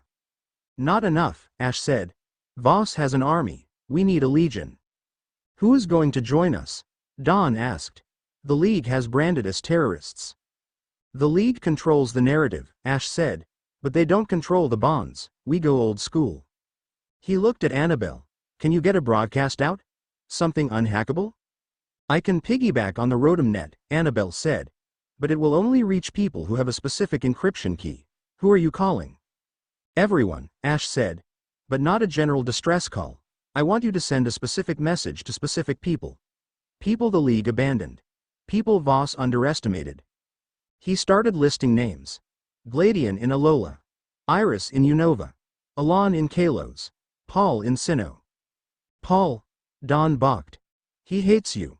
He respects strength, Ash corrected. And he hates weakness. Voss is trying to control Pokemon like machines. Paul will hate that more than he hates me. Ash turned to Misty. Get me the Team Rocket trio. Misty blinked. Jesse, James, and Meowth? Are you concussed? They're the best infiltrators in the world when they actually try, Ash said seriously. And they know the underworld better than anyone. If we want to smuggle an army into Voss's headquarters, we need criminals. Fine, Misty sighed. But if they steal my bike, I'm shooting them. Cynthia, Ash turned to the champion. I need you to do the hardest thing. Name it. I need you to surrender." The room went dead silent. "Excuse me?" Cynthia asked, her voice dropping an octave. "Voss is holding a victory gala in Lumios City in 3 days," Ash explained, pointing to a newsfeed on the monitor. "He's going to unveil the New World Order. He wants the former champions to bend the knee publicly to legitimize his rule." Ash's eyes narrowed. "If you surrender, he'll bring you on stage. He'll want to show off his trophy. That gets you inside the shield grid." "And while he's gloating?" Cynthia asked, understanding dawning in her eyes. "While he's gloating," Ash said, "we drop the sky on him." The call later that night, Ash sat alone on the edge of the underground lake. He was holding his Rotom phone. It was cracked, but functional. He dialed a number he hadn't called in years. Ring, ring. "Hello?" A woman's voice. Warm, worried. "Mom," Ash said. On the other end, Delia Ketchum gasped. "Ash? Oh, my God. Ash, the news. They said you were a monster, they said." "I'm okay, Mom," Ash said, holding back tears. "I'm safe." "Where are you?" "I'll come to you. Mr. Mime is packing the car." "No," Ash said firmly. "You have to stay put. The house is watched." "Ash, your father." Delia's voice trembled. "Red, is he?" "He's gone, Mom." Silence on the line. Just the sound of a mother grieving a ghost she had lost decades ago. "Did he say anything?" Delia asked. "He gave me a burden," Ash said, "but I put it down. I'm just me now." "Just you is enough," Delia said fiercely. "It was always enough. You kick their asses, honey, and change your underwear." Ash laughed. It was a weak, watery sound, but it was real. "I will. I love you." "I love you too." Ash hung up. He wiped his eyes. He stood up. He wasn't the son of Red. He wasn't a sovereign. He was Ash Ketchum from Pallet Town. And he had a war to win. The mobilization over the next 48 hours, the Seaform Islands transformed from a hiding spot into a staging ground. The Rotom Net broadcast had gone out. The response was not immediate, but it was steady. First, a stealth ship arrived from Alola. Gladian and Kiave stepped off, looking grim. "We heard you were dead," Gladian said, shaking Ash's hand. Tapu Koko didn't believe it. Then, a massive, rusted mining hauler drilled into the cavern from the west. Iris, the champion of Unova, hopped out, her Haxorus looking ready to tear metal apart. "They called me a kid," Iris fumed. "They said the league doesn't need wild children, let's show them wild." Then, the strangest arrival. A Meowth balloon, patched with duct tape and painted black for stealth, crashed into the icy water. Jessie, James, and Meowth dragged themselves onto the shore, shivering. "We're here for the bonus," Jessie screeched. "And revenge. That Voss guy replaced all the Team Rocket agents with robots. It's an insult to the trade." "We have no budget," Ash told them. "We'll take payment in glory," James declared dramatically, "and maybe a sandwich." Ash looked at his assembled force. It was a motley crew. Rivals, friends, villains, champions. He stood on a crate. He didn't have a microphone. He didn't use aura to project his voice. "Listen up." The cavern went quiet. Even the Pokémon stopped moving. "Voss has the tech," Ash said. "He has the money. He has the media. He has a biological weapon that can kill a god." Ash looked at Pikachu. Pikachu jumped onto his shoulder, sparking. "But he doesn't have this." Ash gestured to the room. "He thinks Pokémon are tools. He thinks trainers are operators. He forgot the one thing that actually makes us strong." Ash clenched his fist. Unpredictability, chaos, heart. He looked at Cynthia, who was dressed in her formal black gown, ready to play the part of the defeated queen. "Tomorrow, we go to Lumios City. We don't go to negotiate. We don't go to protest." Ash's eyes hardened. "We go to remind them why you don't mess with the Pokémon Master." Lumios City. The Prism Tower, the City of Light, was bathed in the artificial glow of Voss's propaganda. The Prism Tower, once a gym, was now the headquarters of the new league. A massive stage had been erected at the base. Thousands of citizens were gathered, some forced, some curious. Drones circled overhead. Voss stood at the podium. He looked triumphant. "Citizens of the world," Voss bellowed. "Today marks the end of the Chaos Era. The unchecked power of trainers is over. We usher in the age of order. He gestured to the side of the stage, and to welcome this age, I present the former champion of Sinnoh, Cynthia. Cynthia walked out. She was flanked by 2 Genesis guards, smaller, mass-produced versions of the Mewtwo clone. She looked defeated. Her head was bowed. She walked to the microphone. The crowd murmured. Seeing the invincible Cynthia broken was a shock. "Say it," Voss whispered to her, off mic. "Renounce the old ways." Cynthia leaned into the microphone. She took a deep breath. She looked up. Her eyes weren't defeated. They were laughing. "Director Voss," Cynthia said, her voice booming across the plaza. "I have a message from the resistance." Voss froze. "Cut the mic, now," Cynthia screamed. Boom. The sewers beneath the plaza exploded. Not with fire, but with vines. Massive, thick roots of a frenzy plant erupted from the manholes, shattering the pavement and knocking the Genesis guards flying. From the smoke, Serena emerged, riding her Delphox. "Showtime!" Serena yelled. Simultaneously, the sky screamed. 3 dragons, Dragonite, Lance, Haxorus, Iris, and Charizard, Kiave, dove from the clouds, strafing the drone fleet with fire and lightning. Panic erupted in the crowd, but it wasn't a massacre, it was a distraction. Chapter 10. The end of Legacy. The penthouse office of the Prism Tower was no longer a room. It was a vortex of disintegration. Ash dove behind an overturned mahogany desk as a beam of violet energy sliced through the wood like a hot knife through butter, singing the tips of his hair. "Ditto, hold the line," Ash roared, coughing in the plaster dust. In the center of the room, the Ditto transformed Genesis was struggling. It had the form of the God Killer, it had the stats, but it didn't have the endurance. Its psionic shielding was cracking under the relentless assault of the real Genesis. "You are delaying the inevitable, Mr. Ketchum," Voss's voice echoed from the ceiling speakers. The man himself had vanished behind a blast shield wall. Ditto is a biological mimic. Genesis is a perpetual motion machine of destruction. Do the math. The real Genesis raised both hands. A sphere of concentrated dark matter began to expand, vibrating with a hum that cracked the remaining windows. "Ditto, drop the form," Ash commanded. Evasive maneuver. Pop. The Ditto reverted to its small, pink blob form instantly. The dark matter sphere sailed over its head, obliterating the far wall and exposing the office to the howling wind of the open sky. Ash recalled Ditto before the shockwave could vaporize him. He was now alone in the office with the monster. He had his cane, Pikachu, and a desperate lack of firepower. "Pikachu," Ash whispered, looking at his partner. "We need to get to the roof.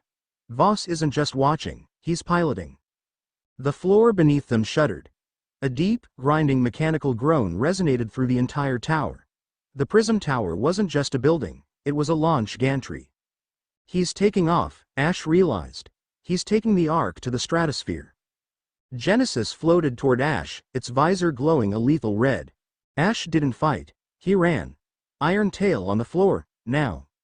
Pikachu didn't question. He slammed his steel-hardened tail into the weakened floor joists. The floor collapsed. Ash and Pikachu fell through the hole into the elevator shaft below, narrowly missing a beam of disintegration that erased the spot where they had been standing. They landed on top of the rising elevator car. Ash groaned, his healing ribs protesting the impact. "Up," Ash said, pointing to the maintenance cables, "we climb." The streets of Lumiose. The battle for the city was descending into a chaotic brawl. Cynthia stood atop a pile of rubble near the Centrico Plaza.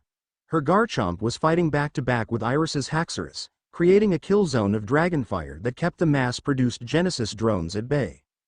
"They're adapting," Iris yelled, ducking under a hyper beam. "Every time we hit them, they change their shielding." "Then stop using the same moves," Cynthia ordered, wiping soot from her face. "Switch rhythm." Serena, suppressive fire. Serena, riding Delphox, wove through the streets. Fire blast, mystical fire. The flames drove the drones back, but more were dropping from the sky. The silenced army was vast, robotic, and fearless. "We can't hold this forever." Misty's voice crackled over the comms. She was near the canal, her Gyarados using the water to short-circuit the ground troops. "The tower is rising. If Voss reaches optimal altitude, He'll activate the global nullifier. Ash is on it, May's voice cut in. She was providing sniper support with her Blaziken from a rooftop. He has no aura, May, Misty shouted. He's fighting a god with a pocket knife. Then we make him a bigger knife, Dawn said. Dawn stood in the center of the plaza.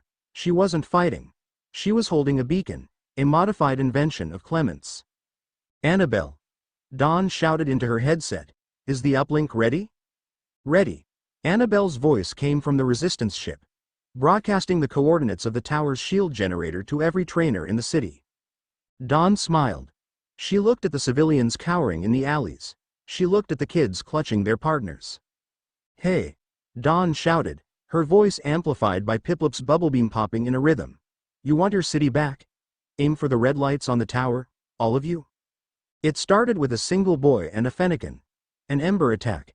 Then a construction worker with a machoke. A rock throw. Then a chef with a simisear. Within seconds, thousands of attacks, small, weak, insignificant on their own, lit up the night sky. A swarm of fire, water, electricity, and rock.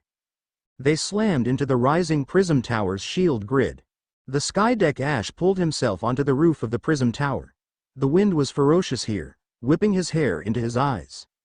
They were ascending. The city was already a map below them. The air was thinning. In the center of the helipad stood a massive, circular device. It looked like a halo made of gold and chrome. Hovering in the center of it was Voss. He was wearing the Arceus armor. It was a blasphemous creation. 18 distinct plates orbited him, humming with the elemental energies of the creator Pokémon.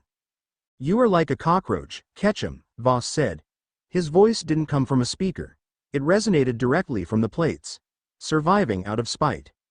Genesis floated up from the elevator shaft, flanking Voss. Ash stood up. He leaned on his cane, catching his breath. You stole the plates, Ash shouted over the wind. How? I didn't steal them, Voss corrected. I excavated them. I refined them. And now, I will use them to rewrite the laws of this chaotic world. Voss raised a hand. The flame plate glowed. A torrent of fire, hotter than the sun, erupted toward Ash. Pikachu, dodge. They rolled in opposite directions. The fire melted the steel decking instantly. The splash plate, Voss intoned. A pressurized geyser of water slammed Ash into the railing. He gasped, nearly falling off the edge of the rising tower. You can't win, Ash, Voss stated calmly. I have every type. I have every counter. I am the equation that solves everything. Ash pulled himself up. He was battered, wet, and burned. You're not an equation, Ash spat. You're a thief. Voss narrowed his eyes. Genesis. Finish him. I have a world to sanitize. Genesis charge. Ash looked at Pikachu. Pikachu looked at Ash. They were exhausted. They had nothing left. Suddenly, the air pressure dropped. A hum, deep and archaic, began to vibrate in Ash's chest.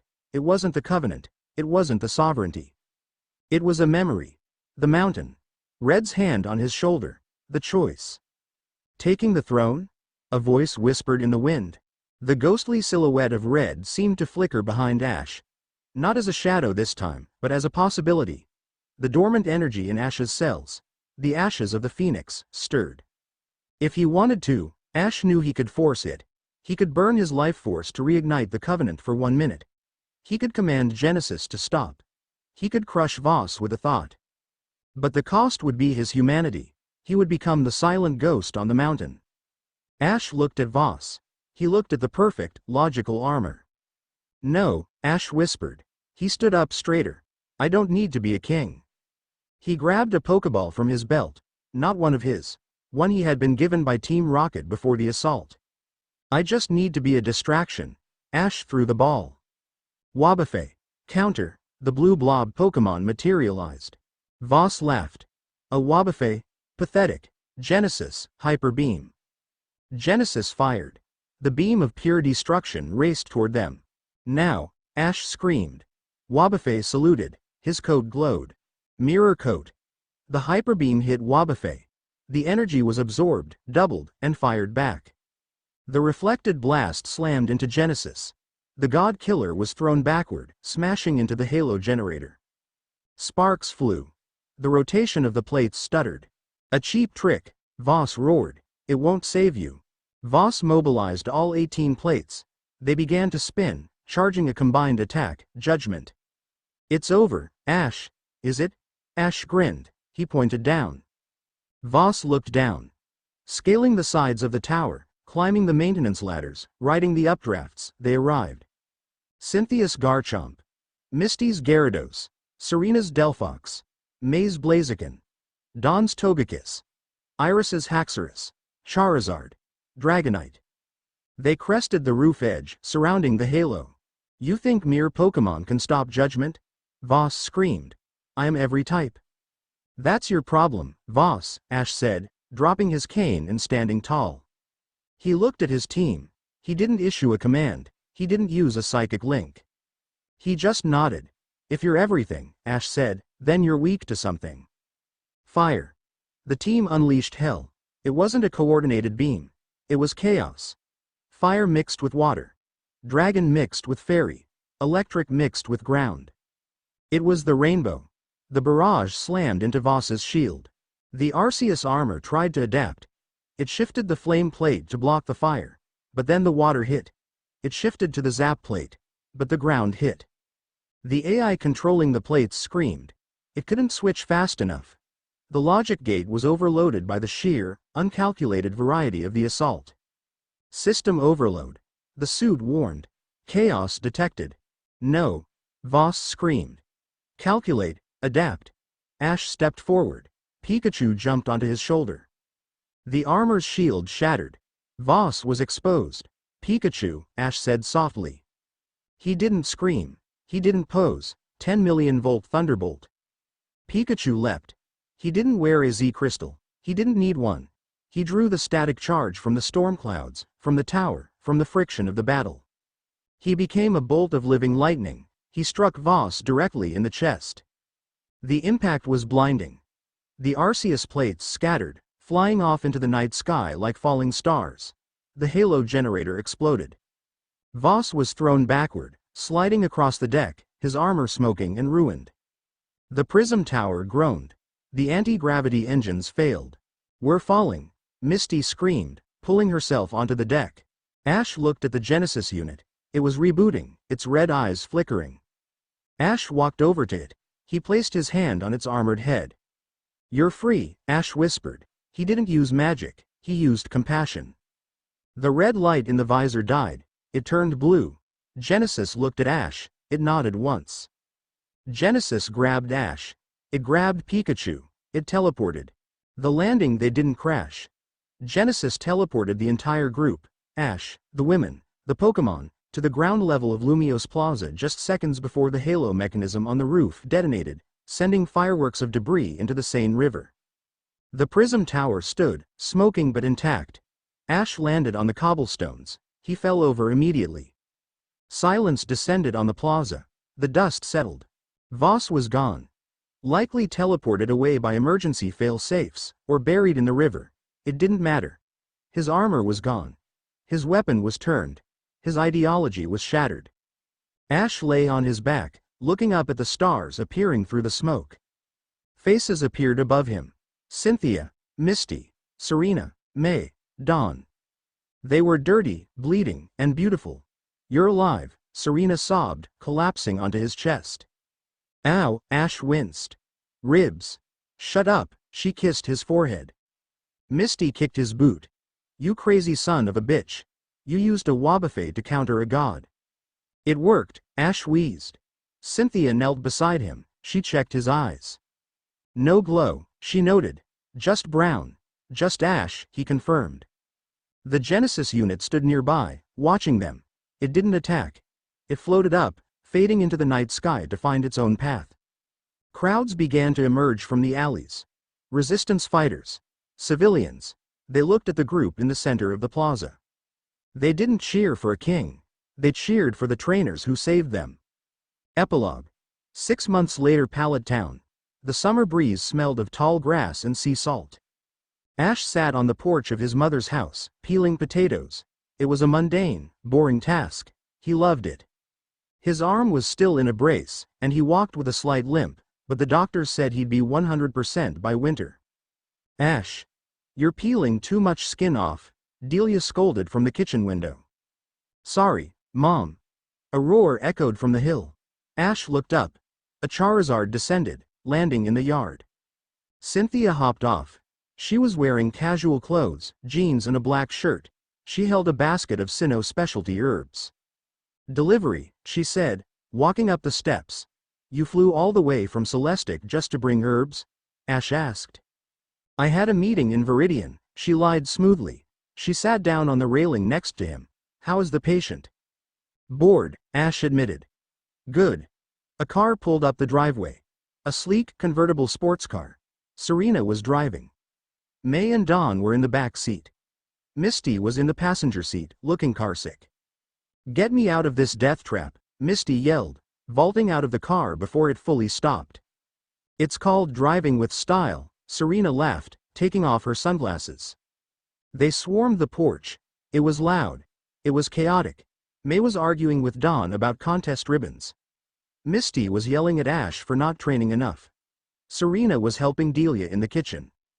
Cynthia watched them, a small smile on her face. The league wants you back, you know, Cynthia said quietly to Ash. Lance stepped down. They want to offer you the chairman's seat. They think that man who defeated Voss is the only one who can unify the regions. Ash stopped peeling the potato. He looked at his hand. No mark, no seal. He looked at Pikachu, who was napping in the sun on the roof.